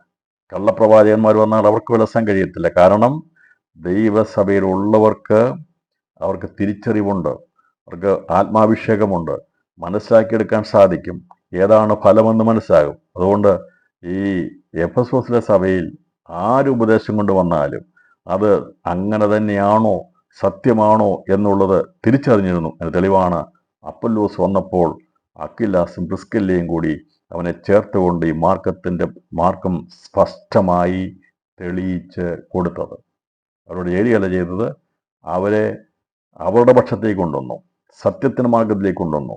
മാനസാന്തര സ്നാനം മാത്രം പ്രസംഗിച്ച് നടന്ന, യോഹന്നാന്റെ സ്നാനത്തെക്കുറിച്ച് മാത്രം അറിവുണ്ടായിരുന്ന, വാഗ്മിയായിരുന്ന, അറിവുണ്ടായിരുന്ന, പാണ്ഡിത്യമുണ്ടായിരുന്ന അപ്പൊല്ലോസിനെ തിരിച്ച് കൊണ്ടുവന്നു. അവിടെ പറഞ്ഞു, ഇതാണ് യഥാർത്ഥമായ ഉപദേശമെന്ന് പറഞ്ഞുകൊണ്ട് അവനെ അതിലേക്ക് കൊണ്ടുവരുവാൻ ഇടയാത്തുന്നു. അങ്ങനെ അല്ലാതെ അവർ പറയുന്നതിനെ അംഗീകരിക്കാതിരുന്നെങ്കിൽ എത്ര വലിയ അപ്പോസ്തലൻ എന്ന് പറഞ്ഞു വരുന്നാലും അവരോട് അംഗീകരിക്കത്തില്ലായിരുന്നു. ഇന്നത്തെ സഭകൾ ഇതൊക്കെ തിരിച്ചറിയുന്നത് നന്നായിരിക്കും. അതുകൊണ്ട് പരീക്ഷിച്ച് കള്ളന്മാരെന്ന് കണ്ടതും നിനക്ക് സഹിഷ്ണുതയുള്ളതും എൻ്റെ നാമനിമിത്തം നീ സഹിച്ചതും തളർന്നു പോകാഞ്ഞതും ഞാൻ അറിയുന്നു. ഇത്രയും പറഞ്ഞപ്പോൾ അവരുടെ ഗുണഗണങ്ങളെക്കുറിച്ച് ദൈവം അറിയിച്ചിരിക്കുന്നത് ഈ എഫെസോസിലെ സഭ വളരെയധികം കാഴ്ചപ്പാട് ആയിരുന്നു എന്നുള്ളതാണ്. നമ്മളും ഈ ദിവസങ്ങളിൽ കാഴ്ചപ്പാടുള്ളവരായിരിക്കണം. എന്നെ കേൾക്കുന്ന പ്രിയപ്പെട്ട അന്നത്തെ സഭയ്ക്ക് മാത്രമല്ല ദൂത് പറയുന്നത്, നമ്മളും പ്രവൃത്തിയുള്ളവരായിരിക്കണം, പ്രയത്നിക്കുന്നവരായിരിക്കണം, സഹിഷ്ണുതയുള്ളവരായിരിക്കണം. കൊള്ളരാത്തവരെ നമുക്ക് സഹിക്കാൻ പറ്റത്തില്ല, അവരുമായിട്ട് തോളെ കൈയിട്ട് നടക്കാൻ പാടില്ല. അതുപോലെ തന്നെ അപ്പോസ്തലന്മാരാണോ അല്ലയോ, സത്യത്തിൻ്റെ സാക്ഷ്യമുള്ളവരാണോ എന്നുള്ളത് നാം അവരെ പരീക്ഷ അറിയണം. അവരെ പരീക്ഷിക്കുമ്പോൾ അറിയാം കള്ളനാണോ യഥാർത്ഥമാണോ എന്നുള്ളത് മനസ്സിലാക്കാൻ സാധിക്കും. അതിനുവേണ്ടി എനിക്ക് സഹിഷ്ണുതയുള്ളതും എൻ്റെ നാമനിമിത്തം നീ സഹിച്ചതും തളർന്നു പോകാഞ്ഞതും ഞാൻ അറിയുന്നു. ഇതാണ് സഭയോടുള്ള പൊതുവായിട്ടുള്ള വിശകലനമായിരിക്കുന്ന ദൈവവചനം ഇവിടെ പറഞ്ഞിരിക്കുന്നത്. അപ്പം കർത്താവ് വിളിച്ചിരിക്കുന്ന എഫെസോസ് സഭയുടെ പ്രയത്നത്തെക്കുറിച്ചാണ് കർത്താവ് ഇതേക്കുറിച്ച് പറഞ്ഞിരിക്കുന്നതും അവരുടെ പ്രയത്നം വ്യർത്ഥമായിരുന്നില്ല എന്നുള്ളത് വ്യക്തം. അതുകൊണ്ടാണ് മറ്റുള്ളതെല്ലാം വൃഥാപ്രയത്നമാകുമ്പോൾ കർത്താവിൻ്റെ വേല മാത്രം ഒരിക്കലും വൃഥാവാകുന്നില്ല. കൊരിന്ത്യർ ലേഖനത്തിൽ പൗലോസ് പഠിപ്പിച്ചിരുന്നു, ആകയാൽ എൻ്റെ പ്രിയ സഹോദരന്മാരെ, നിങ്ങൾ ഉറപ്പുള്ളവരും കുലുങ്ങാത്തവരും നിങ്ങളുടെ പ്രയത്നം കർത്താവിൽ വ്യർത്ഥമല്ലെന്ന് അറിഞ്ഞിരിക്കിയാൽ കർത്താവിൻ്റെ വേലയിൽ എപ്പോഴും വർദ്ധിച്ചു വരുന്നവരുമാകുവിൻ. 1 കൊരിന്ത്യർ 15:58 പറഞ്ഞിരിക്കുകയാണ്. ബാക്കിയുള്ളതൊക്കെ താൽക്കാലികമാണ്, വ്യർത്ഥമാണ്. അപ്പം അതേക്കുറിച്ച് സങ്കീർത്തനം 122 പറഞ്ഞിരിക്കുന്നത്, നിങ്ങൾ അധികാലത്തെ എഴുന്നേൽക്കുന്നതും നന്നാ താമസിച്ച് കിടപ്പാൻ പോകുന്നതും കഠിന പ്രയത്നം ചെയ്ത് ഉപജീവിക്കുന്നതും വ്യർത്ഥമത്രേ, തൻ്റെ പ്രിയനോ അവനത് ഉറക്കത്തിൽ കൊടുക്കുന്നു. സങ്കീർത്തനം 122 പറഞ്ഞിരിക്കുക. ഇതിനെക്കുറിച്ച് വിശകലനം ചെയ്യാൻ പോയാൽ ഒരുപാട് കാര്യം പറയാനുണ്ട്. ഇന്ന് ലോകത്തിൻ്റെ മനുഷ്യനെല്ലാം അധികാലത്ത് എഴുന്നേറ്റ് ഓടുന്നത് ഭൗതികതയ്ക്ക് വേണ്ടിയാണ്. കഥ പറഞ്ഞു, നീ ഉറങ്ങിക്കോ രാത്രിയിൽ, നീ ദൈവരാജ്യത്തിന് വേണ്ടി പ്രാർത്ഥിക്കാൻ പ്രവർത്തിക്കാൻ ഉറങ്ങിക്കോ രാത്രി എന്നൊക്കെ വന്നോളാം. ജോലി ചെയ്യുന്നല്ലോ എൻ്റെ അർത്ഥം.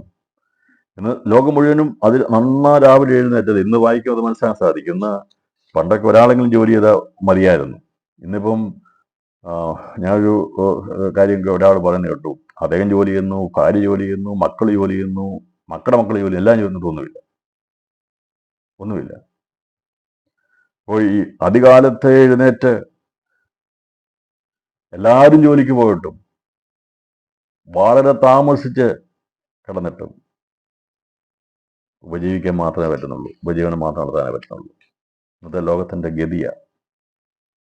കഥ പറഞ്ഞു, തൻ്റെ പ്രിയനോ അവൻ അത് ഉറക്കത്തിൽ കൊടുക്കുന്നു. അപ്പോൾ ഇവിടെ ഉറങ്ങിക്കോളാനല്ല പറഞ്ഞതിൻ്റെ അർത്ഥം.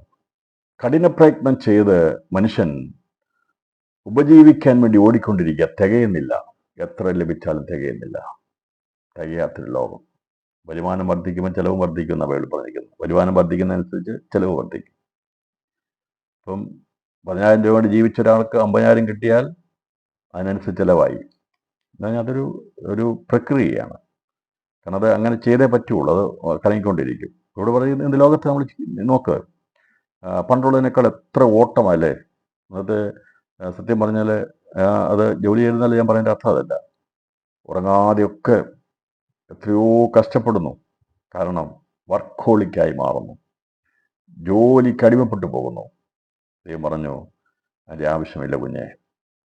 നീ അങ്ങനെ കിടന്ന് പ്രയത്നിച്ച് ഉപജീവിക്കാൻ വേണ്ടി ബുദ്ധിമുട്ടുണ്ട. നിന്റെ ഉപജീവനത്തിനൊക്കെ തന്നുകൊള്ളാം, നീ ഉറങ്ങിക്കൊള്ളാൻ പറഞ്ഞു. എന്ന് പറഞ്ഞാൽ വിശ്രമം ആവശ്യമാണ്. വിശ്രമമില്ലാതെ സമ്പാദിച്ചിട്ട് കാര്യമില്ല കേട്ടോ. അപ്പം വിശ്രമമില്ലാത്ത ഒരു ജീവിതമാകരുത്. നമുക്ക് വിശ്രമവും എല്ലാം ദൈവം തരും. ദൈവത്തിൻ്റെ സ്നേഹം നമ്മൾ മേൽ ഉണ്ടാകും. ഇന്ന് ലോകത്തിൻ്റെ ഗതിയെക്കുറിച്ചാണ് പ്രതിക്കുന്നത്. അപ്പം അങ്ങനെയാകാതെ ദിവസങ്ങളിൽ ദൈവിക കാര്യങ്ങൾക്ക് വേണ്ടി ഉത്സുകരായി തീരുവാൻ ദൈവമായ കർത്താവ് നമ്മെ സഹായിക്കട്ടെ. അപ്പം സൽപ്രവർത്തി ഉത്സുകരും കർത്താവിൻ്റെ വേലയിൽ പ്രയത്നികരുമായിരുന്ന എഫെസോസിലെ സഭയുടെ സഹിഷ്ണുതയെക്കുറിച്ചും കർത്താവ് പ്രസ്താവിച്ചു. ദൈവപ്രകാരം കഷ്ടം സഹിക്കുന്നവരിലാണ് സഹിഷ്ണുത ഉളവാകുന്നത്. എന്നാൽ അതിരാവിലെ എഴുന്നേറ്റ് രാവുന്ന പോലെ വ്യത്യാസമില്ലാതെ പ്രാർത്ഥിക്കുകയും ദൈവനാമത്തിന് പ്രവർത്തിക്കുകയും ചെയ്യുന്ന ദൈവമക്കളുണ്ട്. അപ്പം അത് ദൈവരാജ്യത്തിന് വേണ്ടി നിലനിൽക്കുന്നതാണ്. അതുകൊണ്ടാണ് കർത്താവിൻ്റെ വേലയിൽ വർദ്ധിച്ചവരാകുവാൻ പറഞ്ഞിരിക്കുന്നത്. ജോലി വേണം, ജോലി ചെയ്യണം, അത് നമുക്ക് ആവശ്യമാണ്. എന്നാൽ അത് മാത്രമാകരുത്. നമ്മൾ ദൈവരാജ്യത്തെക്കുറിച്ച് ചിന്തിക്കണം. നമുക്കെന്ത് ദൈവനാമത്തിന് വേണ്ടി ചെയ്യാൻ കഴിയും എന്നുള്ളതും ചിന്തിക്കണം എന്നുള്ളതാണ് ഇവിടെ രേഖപ്പെടുത്തിയിരിക്കുന്നത്. അപ്പോൾ ഇതേക്കുറിച്ച് ഞാൻ കൂടുതൽ പറഞ്ഞു പോകാൻ ആഗ്രഹിക്കുന്നില്ല. ഇത് പറഞ്ഞു പോകണമെങ്കിൽ നിരവധി കാര്യങ്ങളെടുത്ത് വിശ്വാസിയിരിക്കുന്നുവോ, അപ്പം ആർക്കൊക്കെയാണ് കൊള്ളാകുന്നതെന്ന് തെളിയിക്കുന്നത്, ഇതിനെക്കുറിച്ചൊക്കെ വളരെ വിശദമായിട്ട് എൻ്റെ ലേഖനങ്ങളിൽ രേഖപ്പെടുത്തിയിട്ടുണ്ട്. അപ്പം പഴയ നിയമത്തിൽ എല്ലാവരും കൊള്ളരാത്തവരായിരുന്നു, എല്ലാവരും കൊള്ളരാത്തവർ. അപ്പോൾ ആരെങ്കിലും കൊള്ളാവുന്നവരുണ്ടോ എന്നുള്ള സംശയം ഉണ്ടാകും. ഈ പഴയ നിയമ പ്രവചനം എടുത്തിട്ട് അത് വായിച്ചിട്ട് അങ്ങനെ നമ്മളെല്ലാം അതാണ് ചിന്തിക്കരുത്. പഴയ നിയമത്തെ എല്ലാവരും കൊള്ളരാത്തവരായിരുന്നു. സങ്കീർത്തനം 14:3, 53:3, യെശയ്യാവിന്റെ 53:6 പറയുമ്പോൾ പറഞ്ഞിരിക്കുന്നത്, ഇവിടെ പറഞ്ഞിരിക്കുന്നത് എല്ലാ മനുഷ്യരും പാപം ചെയ്ത് കൊള്ളരാത്തവരായിട്ടാണ് പറയുന്നത്. എന്നാൽ പുതിയ നിയമത്തിൽ കൊള്ളാകുന്നവരുണ്ട്. രാത്രിയിൽ നമ്മൾ കൊള്ളരാത്തവരായിരുന്നു. പഴയ നിയമത്തിൽ സങ്കീർത്തനം 14:3 പറഞ്ഞിരിക്കുന്നത് എല്ലാവരും പാപം ചെയ്ത് ദൈവത്തെ നഷ്ടപ്പെടുത്തി കൊള്ളരാത്തവരായിട്ട് തോന്നും. എന്നാൽ പുതിയ നിയമത്തിലേക്ക് വന്നപ്പോൾ കൊള്ളാകുന്നവരുണ്ട്. ദൈവം നമ്മളെ ആ ഒരു നിലവാരത്തിലേക്ക് കൊണ്ടുവന്നു. ആ ഒരു ഹൃദയത്തിൽ പ്രാഗൽഭ്യം ഉണ്ടാകണം. ഞാൻ യേശു ക്രിസ്തുവിനാൽ പണിയപ്പെട്ടതായതുകൊണ്ട് ഞാൻ കൊള്ളാകുന്നവനാകുന്നുവെന്ന് നമ്മുടെ മനസ്സാക്ഷി നമുക്ക് സാക്ഷ്യം പറയണം. രാത്രി അങ്ങനെ പറയാൻ കഴിഞ്ഞെങ്കിൽ സാക്ഷാൽ നാം ദൈവത്തിൻ്റെ മക്കളാണ്. ഞാൻ കൊള്ളാകുന്നവനാകുന്നു എന്നുള്ള ആ മനസ്സാക്ഷി നമ്മുടെ ഉള്ളിൽ പറയാമെങ്കിൽ, മറ്റാരുമല്ല പറയേണ്ടത്, നമ്മുടെ മനസ്സാക്ഷിയിൽ ദൈവത്തിൻ്റെ ആത്മാവ് ഖേമിക്കുമ്പോൾ നമ്മുടെ മനസ്സാക്ഷി പറയുകയാണ്, ഞാൻ അരുതാത്തൊന്നും ചെയ്തിട്ടില്ല, കൊള്ളാകുന്നവനാണ് എന്ന് നമ്മുടെ ഹൃദയത്തിൻ്റെ അകത്ത് മനസ്സാക്ഷി നമ്മളെ ഉത്ബോധിപ്പിക്കാമെങ്കിൽ നാം കൊള്ളാകുന്നവരാണ്. യേശുവിനെ ക്രിസ്തു പ്രസ്താവിച്ച് പറഞ്ഞു, അവൻ അരുതാത്തൊന്നും ചെയ്തിട്ടില്ല, കൊള്ളരുതാത്തൊന്നും ചെയ്തിട്ടില്ല. ദൈവമക്കളെ, ക്രിസ്തുവിനെ സേവിക്കുകയും ആരാധിക്കുകയും ചെയ്യുന്നവർ കൊള്ളരുതായ്മ ചെയ്യുന്നവരല്ല. അവർ മറ്റാർക്കും ഒരു ദോഷവും ചെയ്യുന്നവരല്ല. അയൽവക്കംകാർക്കോ മറ്റുള്ളവർക്കോ രാജ്യത്തിനോ ദേശത്തിനോ ഒന്നും ഒരു കൊള്ളരുതാത്ത കാര്യം ചെയ്യുന്നവരല്ല. പക്ഷേ നമ്മളെ കുറ്റവാളികളെ പോലെ പലരും നോക്കാറുണ്ട്. യേശു ക്രിസ്തുവിനെ അവനെ ലോകത്തിൽ വന്നപ്പോൾ അവനെ കൊള്ളരുതാത്തവനെ ആയിട്ട് അവർ ചിത്രീകരിച്ചു.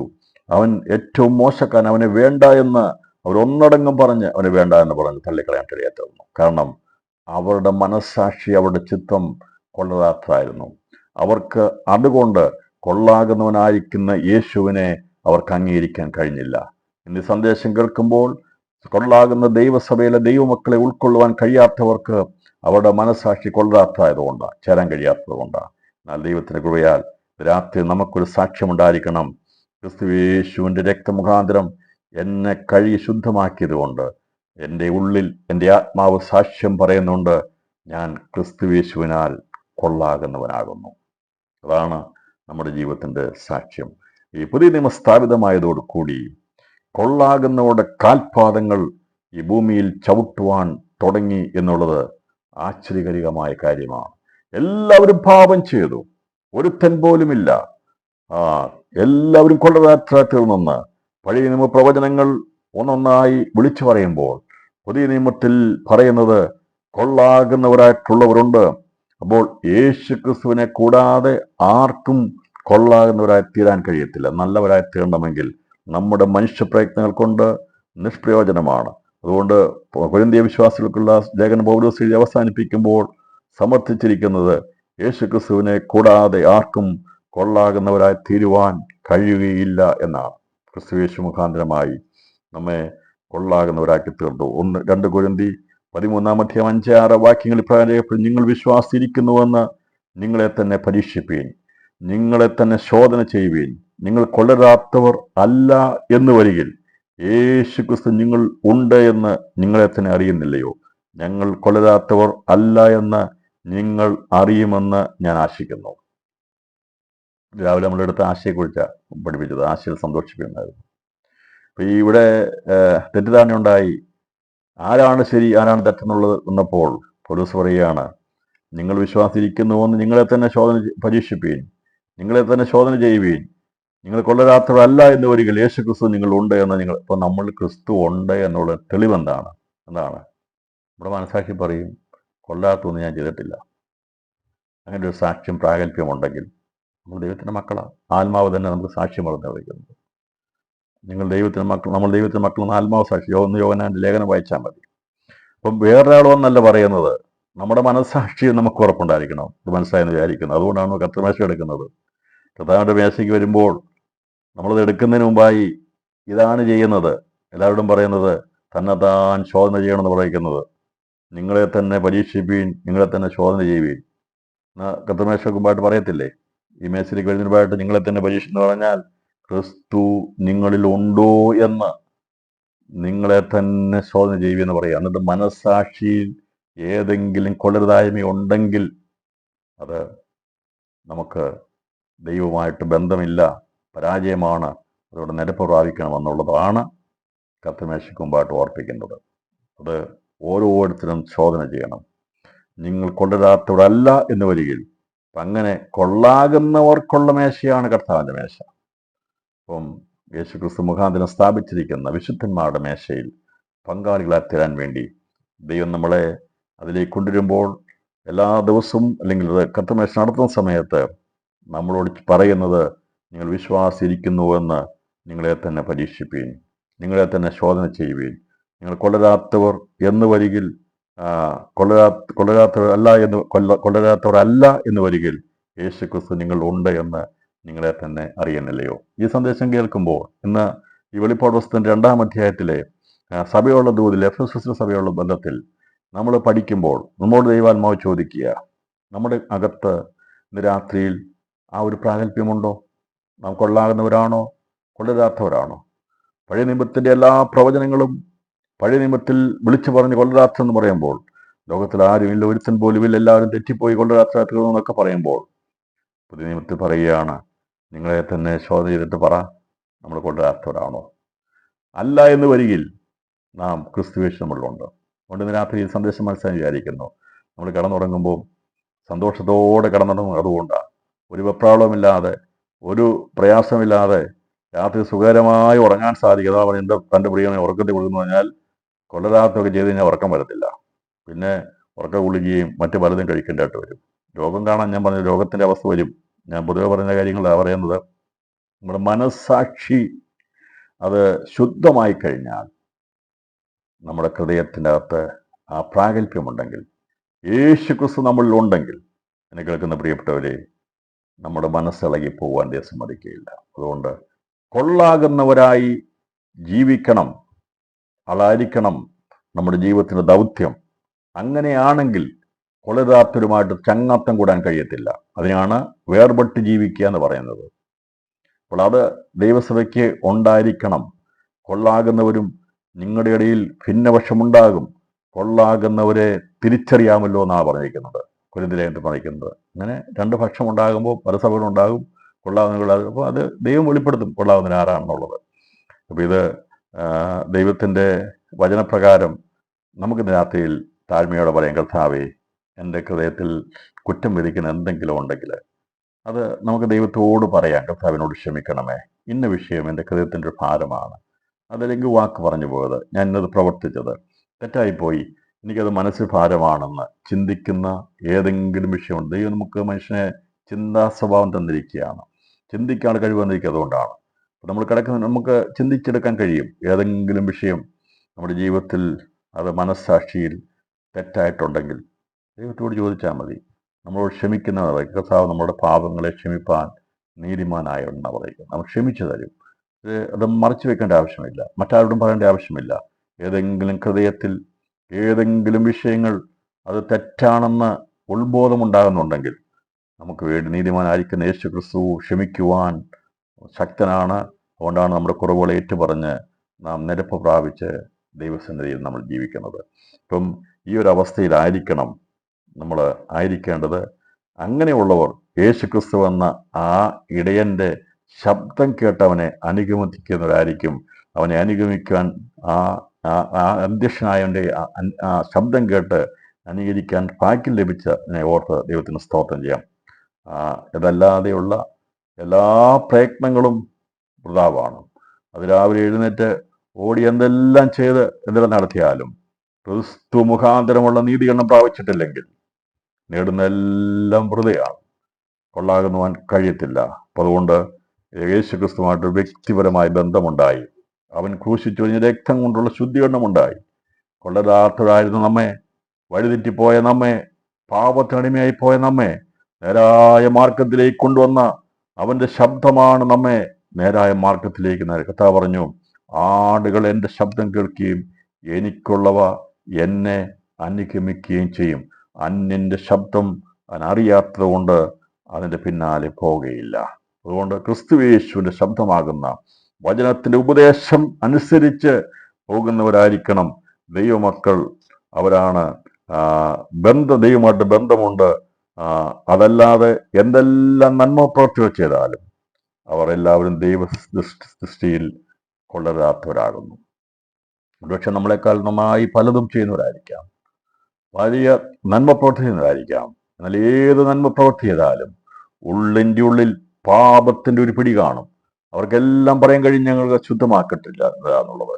എന്നാൽ ദൈവമക്കളായ വിശ്വാസികൾക്ക് പറയാൻ കഴിയും, യേശു ക്രിസ്തുവിൻ്റെ വിശ്വസിച്ചതുകൊണ്ട് ഞാൻ കൊള്ളാകുന്നവനാണ്.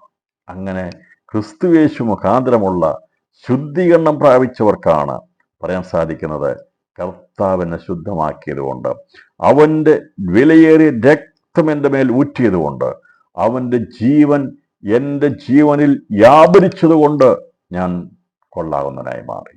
അതല്ല എങ്കിൽ എല്ലാവരും കൊള്ളരാത്ത. അതുകൊണ്ടാണ് പഴയ നിയമത്തിന്റെ എല്ലാ പ്രവാചകന്മാരും പ്രവചിച്ചത് കൊള്ളരാത്തവനാണെങ്കിൽ ഇന്ന് ഈ ദിവസങ്ങൾ പറയണം, ലോകത്തിന്റെ ഈ മണ്ണിൽ, അതേ ഭൂമിയുടെ നിരപ്പിൽ സർവശക്തനായിരിക്കുന്ന യേശു ക്രിസ്തു കൊള്ളാകുന്നവനായി അവന്റെ പാദം വെച്ച് നടപ്പാനിടയാറ്റണം. അതേ ഗലീലയിൽ തുടങ്ങി യെരൂശലേമിലൂടെ മനുഷ്യപാപത്തിന്റെ പാപത്തെ വഹിച്ചുകൊണ്ട്, അതേ ക്രൂശ് ചുമന്നുകൊണ്ട് കൊള്ളാകുന്നവനായിരിക്കുന്ന നല്ല ഇടയൻ ആടുകൾക്ക് വേണ്ടി ജീവനെ കൊടുത്ത് അവൻ ഒരുക്കിയ വഴിയിലൂടെ അവന്റെ ശബ്ദം കേട്ട് പോകുന്നവരാണ് കൊള്ളാകുന്നവർ.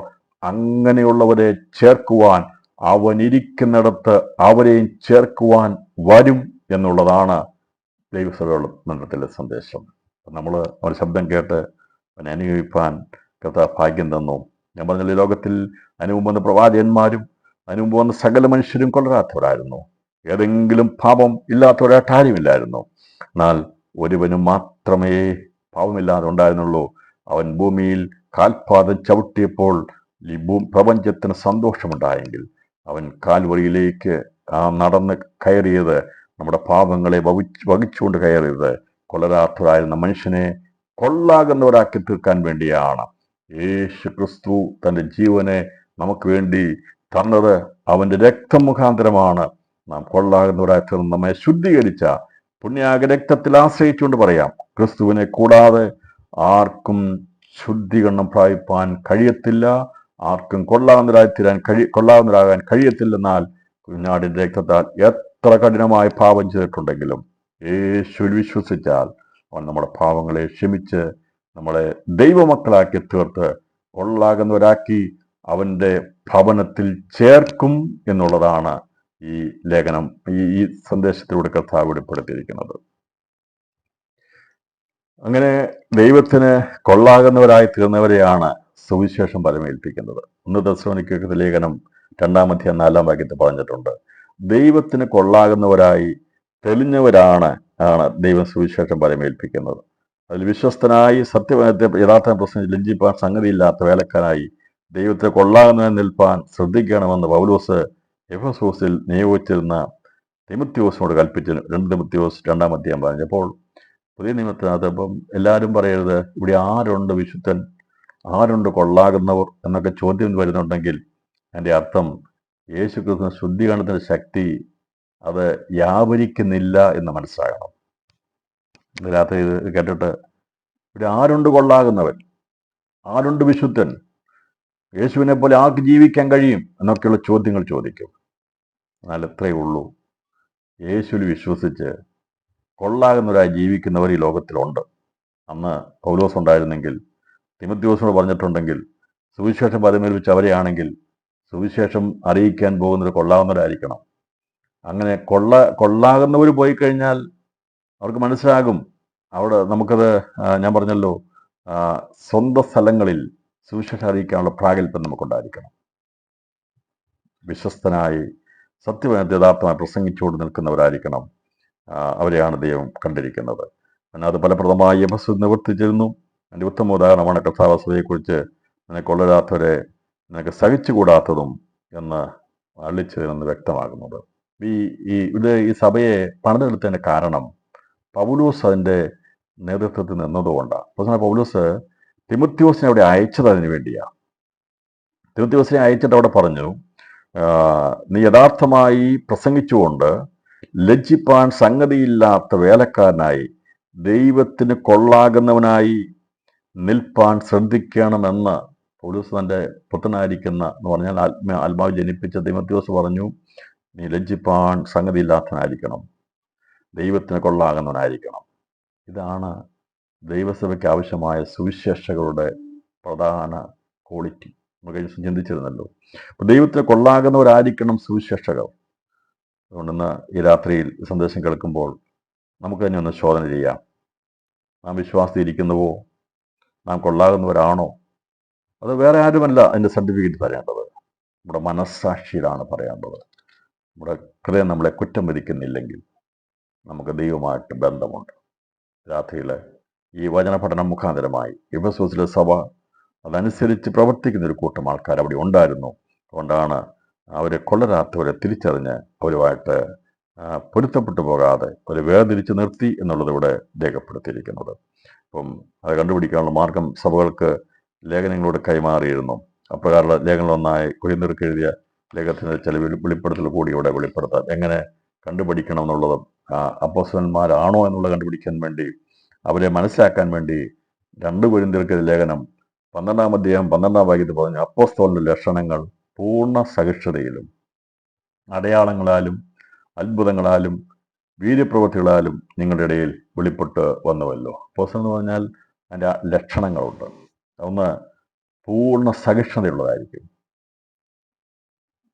സ്ഥാനമാനങ്ങൾക്ക് വേണ്ടി പോകത്തില്ല, പൂർണ്ണ സഹിഷ്ണുത ഉണ്ടായിരിക്കും, അടയാളങ്ങളാലും അത്ഭുതങ്ങളാലും വീര്യപ്രവൃത്തികളാലും നിങ്ങളുടെ ഇടയിൽ വെളിപ്പെട്ട് വന്നുവല്ലോ. അപ്പോൾ എങ്ങനെ ദൈവസഭയെ കൃപയുടെ വചനത്തിൽ സാക്ഷിയെന്ന് ദൈവത്തെ ഉറപ്പിച്ചു പോന്നവരാണ് പൂർണ്ണ സഹിഷ്ണുതയോടെ ദൈവനാമത്തിന് നിൽക്കുന്നതാണ് അപ്പോസ്തലന്മാരായിട്ടുള്ളവർ.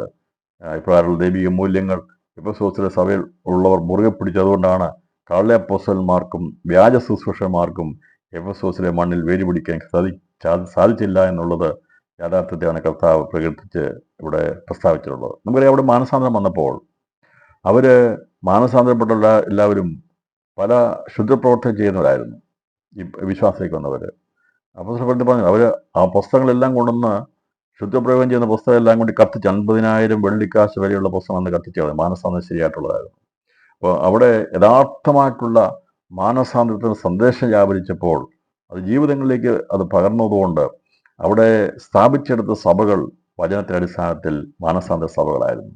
അതുകൊണ്ടാണ് അവിടെ വലിയ കാഴ്ചപ്പാട് ആ സഭകൾക്കുണ്ടായിരുന്നത്. അത് ഇത്രയധികം ദുരവസ്ഥകളും വ്യാജ ശുശ്രൂഷമാരും തലയുയർത്തിയിരുന്നെങ്കിൽ ഇപ്പോഴത്തെ സ്ഥിതിയെക്കുറിച്ച് പറയുമ്പോൾ നമുക്കൊന്നും മനസ്സിലാക്കാൻ കഴിയാത്തൊരവസ്ഥയിലാണ് പോകുന്നത്. പക്ഷേ രാത്രി ദൈവാത്മാവ് പറയുന്നത് നമ്മെ തന്നെ സൂക്ഷിക്കുക, നമ്മുടെ ഹൃദയത്തിൽ കുറ്റമറ്റ ഒരു മനസ്സാക്ഷിയോട് ദൈവത്തോട് മനുഷ്യരോട് കുറ്റമറ്റ മനസ്സാക്ഷിയോടെ ജീവിക്കുവാൻ, കർത്താവിൻ്റെ വചനങ്ങൾ എടുക്കപ്പെടുവാൻ, നല്ല മനസ്സാക്ഷിയുള്ളവരായി കൊള്ളാകുന്നവരായി നമുക്ക് ദിവസം ജീവിക്കാം. ആ ഒറ്റ വാക്യം പറഞ്ഞുകൊണ്ട് ഞാൻ ഇതിന് വിരാമം കുറിക്കാൻ ആഗ്രഹിക്കുകയാണ്. ഇനി അതേക്കുറിച്ച് പറഞ്ഞു പോകണമെങ്കിൽ ഒരുപാട് കാര്യങ്ങൾ എടുത്ത് പ്രസ്താവിക്കണം. വ്യാജത്തിൻ്റെ ആത്മാവ് വരുന്നതിനെക്കുറിച്ചും അത് വന്ന് പ്രവർത്തിക്കുന്നതിനെക്കുറിച്ചും വ്യാജ സുവിശേഷം അറിയിക്കുന്നതിനെക്കുറിച്ചും ഒക്കെ നമുക്കറിയാം. നമുക്ക് ദിവസങ്ങളിൽ പ്രിയപ്പെട്ടവരെ അങ്ങനെയുള്ള കാര്യങ്ങളെക്കുറിച്ചൊന്നും നമ്മൾ പോകാതെ നമ്മുടെ മനസ്സാക്ഷിയിൽ നമുക്ക് ജീവിക്കാം. നമുക്ക് പ്രാർത്ഥിക്കാൻ. കർത്താവേ, ഞങ്ങളെ കൊള്ളാകുന്നവരാക്കിയ ദൈവസ്നേഹത്തിനായ നന്ദി. നിന്റെ വചനപ്രകാരം സത്യാത്മാവിൽ ജീവിച്ച് അങ്ങനെ വലുവിൽ എടുക്കപ്പെടുവാനുള്ള കൃപ നൽകണമേ. ഞങ്ങളുടെ തലമുറകൾ കൊള്ളാവുന്നവരായി ഈ കാലഘട്ടത്തിൽ ജീവിക്കുവാൻ കൃപ നൽകണമേ എന്നും നമുക്ക് ദൈവത്തോട് പ്രാർത്ഥിക്കാം. മൂന്നാമത്തെ കാര്യമായിട്ട് സഭയിലെ കുറവുകളെക്കുറിച്ചുള്ള വെളിപ്പെടുത്തലാണ്. അത് വെളിപ്പാടത്തിൻ്റെ 2-ാം അധ്യായം അതിൻ്റെ 4-ാമത്തെ വാക്യത്തിൽ പറയുന്ന കുറവാണ്. അപ്പം ദൈവം വന്നിട്ട് ആദ്യമേ ആരുടെ കുറവല്ല വിളിച്ചു പറയുന്നത്, അത് സ്നേഹത്തിൽ സത്യം സംസാരിക്കുക എന്ന് പറയും.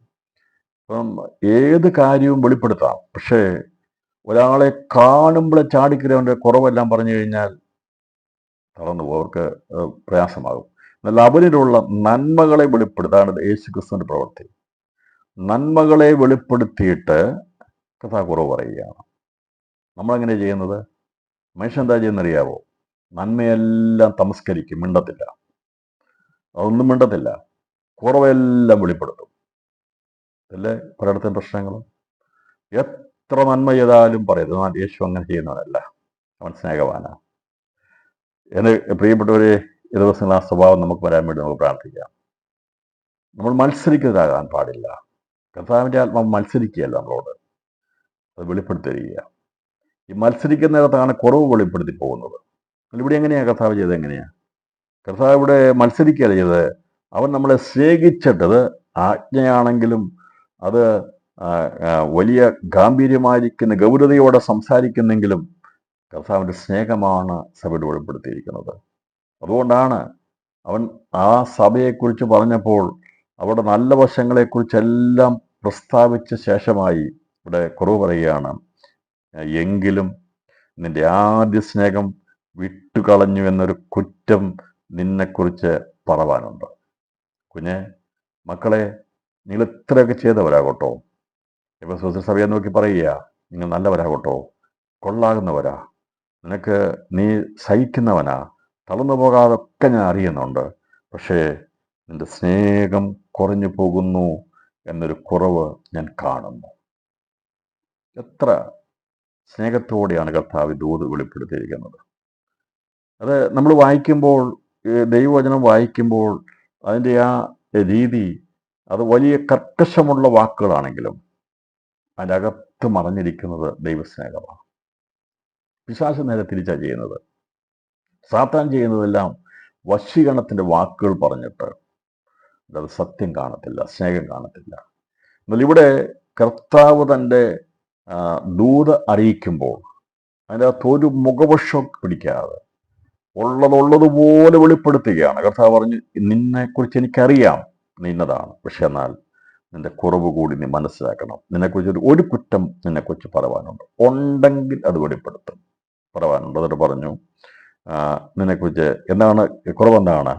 ആദ്യ സ്നേഹം നിനക്ക് നഷ്ടപ്പെട്ടു എന്നുള്ളത്, അല്ലെങ്കിൽ കുറവാകുന്നു. ആദ്യ സ്നേഹം വിട്ടുകളഞ്ഞു എന്നൊരു കുറ്റം നിന്നെക്കുറിച്ച് പറവാനുണ്ട്. സഭ പണിയപ്പെട്ടു, വളരെയധികം തീക്ഷ്ണതയോടെ നിന്നവരാ. ആദ്യ സ്നേഹം വളരെയധികം ഉണ്ടായിരുന്നു. പക്ഷേ ഓരോ വർഷം ചെല്ലും തോറും സ്നേഹത്തിൻ്റെ ആ മൂല്യം കുറഞ്ഞു പോയി.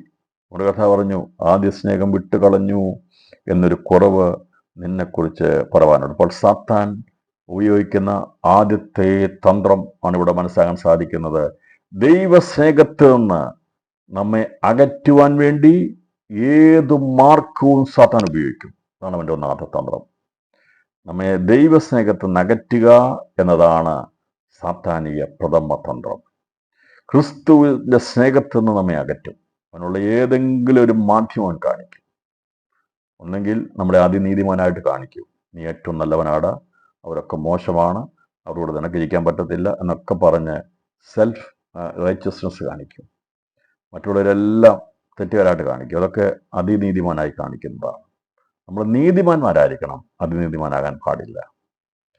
ഞാൻ മാത്രമേ ഉള്ളൂ എന്നുള്ള ചിന്താഗതിയൊക്കെ വന്നുമ്പോൾ വിചാരിച്ചാൽ മതി, ഈ മറ്റവൻ കൂടിയിട്ടുണ്ടെന്ന് വിചാരിച്ചാൽ മതി. ഞാനേ ഉള്ളൂ, ഞാനാണ്, അല്ലെങ്കിൽ എനിക്ക് കുഴപ്പമൊന്നുമില്ല എന്നുള്ള ചിന്താഗതി ഒന്നും വരരുത്. നീതിമാന്മാരാണ്, ദൈവം നമ്മളെ നീതീകരിച്ചവരാണ്. അപ്പോൾ ഞാൻ പറഞ്ഞല്ലോ, ഏതെങ്കിലും വിധത്തിൽ നമ്മളെ തള്ളാൻ വേണ്ടി ശ്രമിക്കും. ഞാനില്ലെങ്കിൽ സഭയില്ല, ഞാനില്ലെങ്കിൽ പ്രവർത്തനമില്ല, ഞാനില്ലെങ്കിൽ മിനിസ്ട്രി ഇല്ല എന്നൊന്നും ചിന്തിക്കരുത് കേട്ടോ. നമ്മളൊക്കെ ഇതിൻ്റെ ഭാഗങ്ങൾ. ആരില്ലെങ്കിലും ദൈവത്തിന് ഏത് പ്രസ്ഥാനം അങ്ങനെയല്ല പോകുന്നത്. ഇതേക്കുറിച്ച് ചിന്തിക്കണ്ട. ഒന്നുമല്ല, നമ്മളതിൻ്റെ ഭാഗങ്ങളാണ്. പക്ഷെ അതിലൊന്നും അഹങ്കരിക്കാനില്ല എന്നാണ് ഇതിനകത്ത് ഞാൻ ആത്മാവിൽ അറിയിക്കുന്നത്.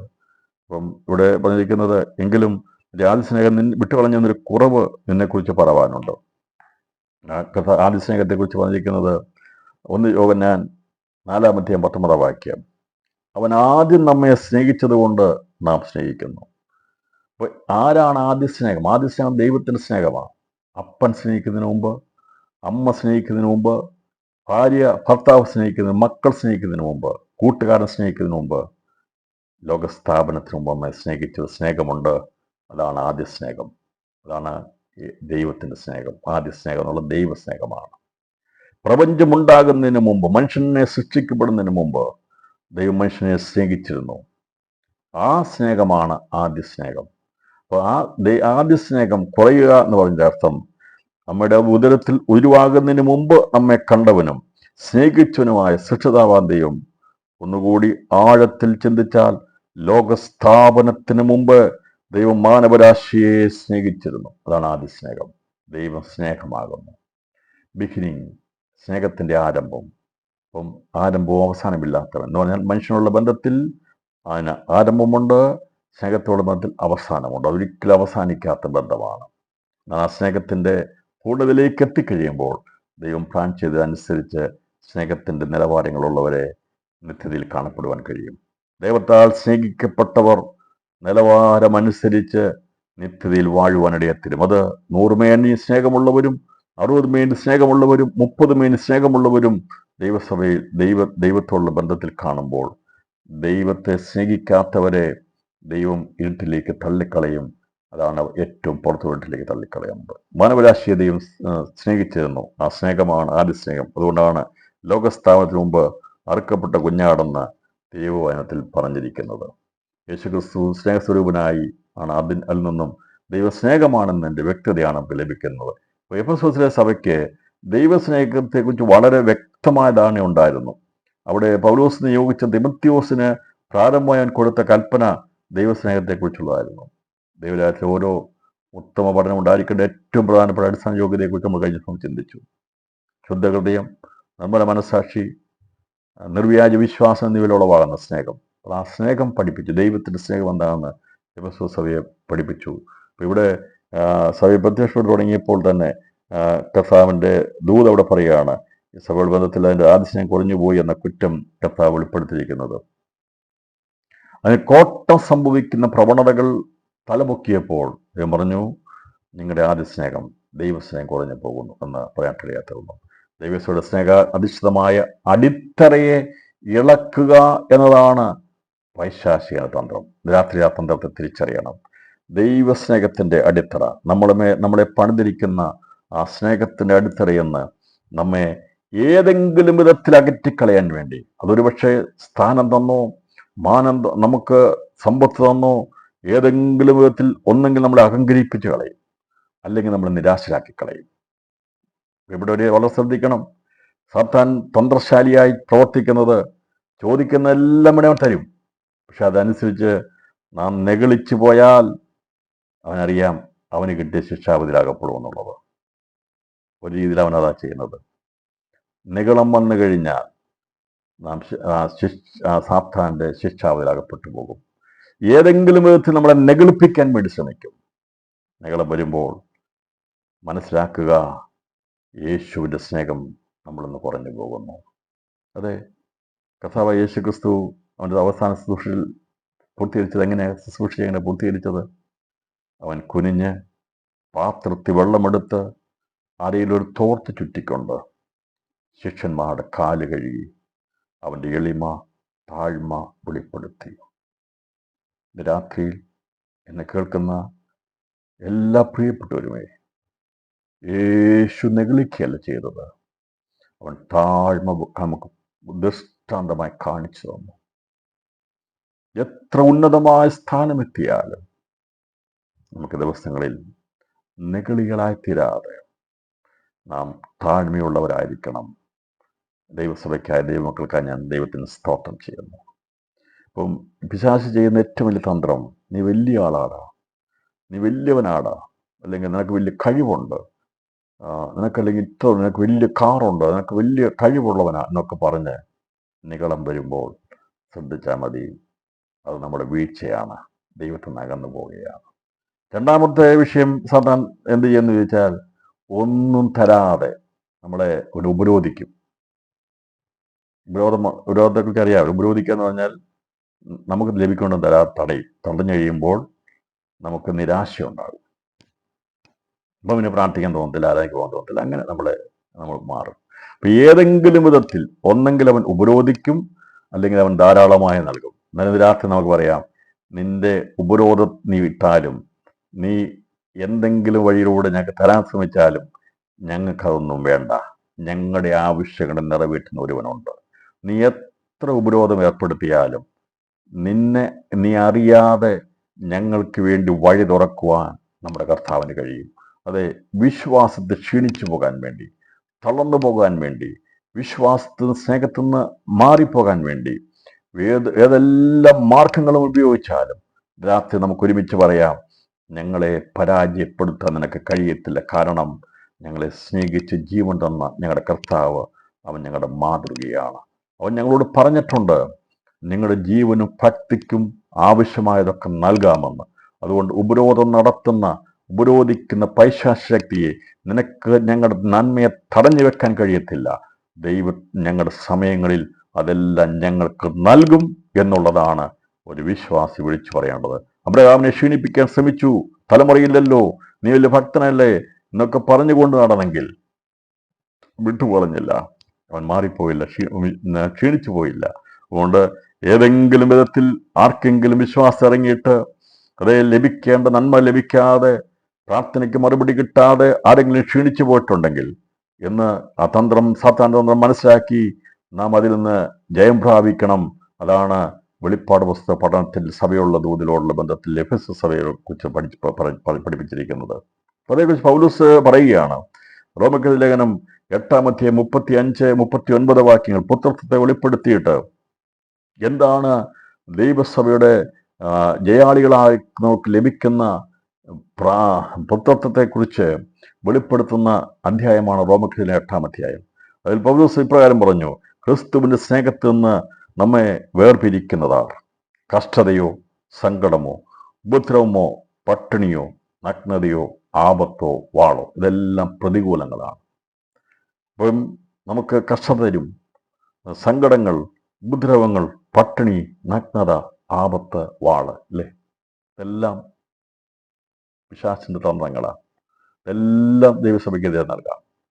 മറ്റൊന്ന്, തുടർന്ന് നമ്മെ സ്നേഹിച്ച മുഖാന്തരമൊക്കെയും പൂർണ്ണജയം പ്രാപിക്കുന്നു. മരണത്തിനോ ജീവനോ ദൂതന്മാർക്കോ വാഴ്ചകൾക്കോ അധികാരങ്ങൾക്കോ ഇപ്പോഴുള്ളതിനോ വരുവാനുള്ളതിനോ ഉയരത്തിനോ ആഴത്തിനോ മറ്റ് യാതൊരു സൃഷ്ടിക്കോ നമ്മുടെ കർത്താവായ യേശു ക്രിസ്തുവിന്റെ സ്നേഹത്തിൽ നമ്മെ വേർപിരിപ്പാൻ കഴിയുകയില്ല എന്ന് ഞാൻ പൂർണ്ണമായി ഉറച്ചിരിക്കുന്നു.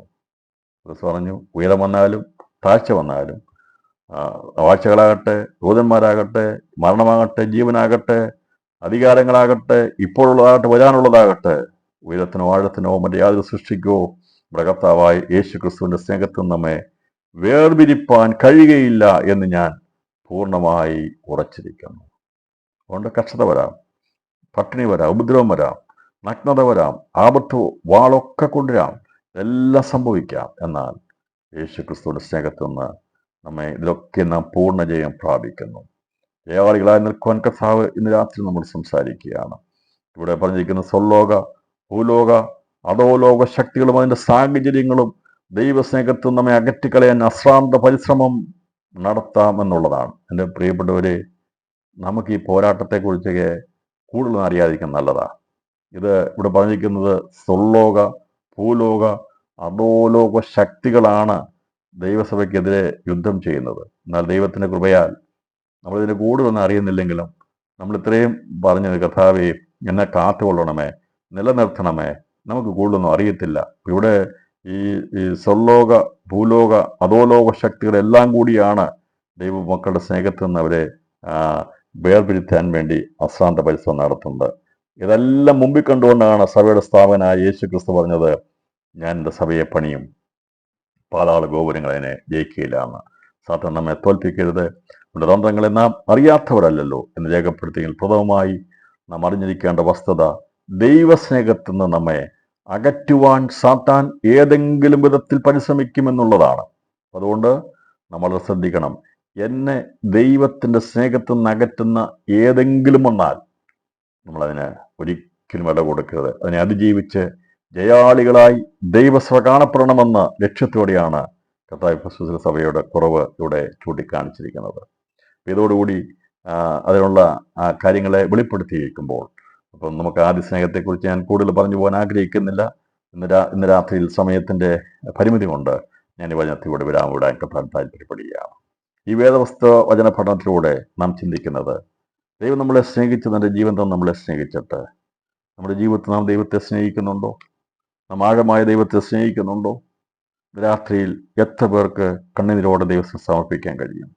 കർത്താവേ, അങ്ങ് കൊള്ളാകുന്നവനായ ലോകത്തിൽ വന്നു, എന്നാൽ കൊള്ളരാത്തവനെ പോലെ നീ ഞങ്ങൾക്ക് വേണ്ടി ഞങ്ങളുടെ പാപങ്ങളെ വഹിച്ചു. ഞങ്ങളുടെ എല്ലാവരുടെയും കുറവുകൾ നിന്റെ മേൽ ചുമത്തപ്പെട്ടു. കർത്താവേ, ഞങ്ങൾക്ക് വേണ്ടി ക്രൂശിതനായി തീർന്നു. ഞങ്ങളുടെ അവസാനത്തുള്ളി രക്തം വരെ ഞങ്ങളുടെ പാപത്തിന് പരിഹാരമായി തീർന്നു. ഞങ്ങളെ കൊള്ളാകുന്നവരാക്കുവാൻ വേണ്ടി എൻ്റെ തലയിൽ മുൾക്കിടം അവർ അടിച്ച് കയറ്റി. എൻ്റെ കൈകാലുകൾ ആണികൾ കൊണ്ട് അവർ ക്രൂശിനോട് ചേർത്തടിച്ചു. വിലാപ്പുറം കുറ്റിത്തുറന്നു.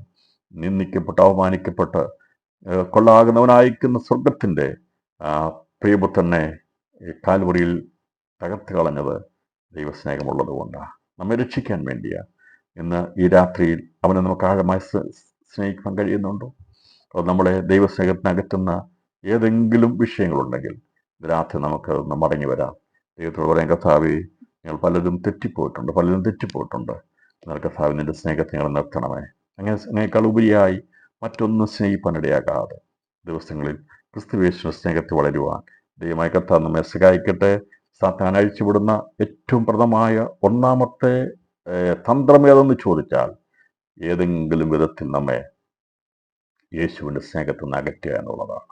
ദൈവസഭയുടെ അടിത്തറയാണ് ദൈവസ്നേഹം എന്നുള്ളത്. അതിനെ തകർക്കാൻ വേണ്ടി പരിശ്രമിക്കുമ്പോൾ അത് സാധിക്കത്തില്ല. സ്വർലോക, ഭൂലോക, അധോലോക ശക്തികൾക്ക് ദൈവസഭയെ ദൈവസ്നേഹത്തിന് അകറ്റാൻ കഴിയത്തില്ലെന്ന് പൗലോസ് പറഞ്ഞു. ഞങ്ങൾ പൂർണ്ണ ജയം പ്രാപിച്ചിരിക്കുന്നു. ഈ സന്ദേശം കേൾക്കുന്നവർക്ക് ഇന്ന് രാത്രി ഒരുമിച്ച് പറയാൻ കഴിയുമോ? അതെ, ഇതിലൊക്കെയും ഞങ്ങൾ പൂർണ്ണ ജയം യേശുവിന്റെ വചനത്താൽ പ്രാപിച്ചിരിക്കുന്നു.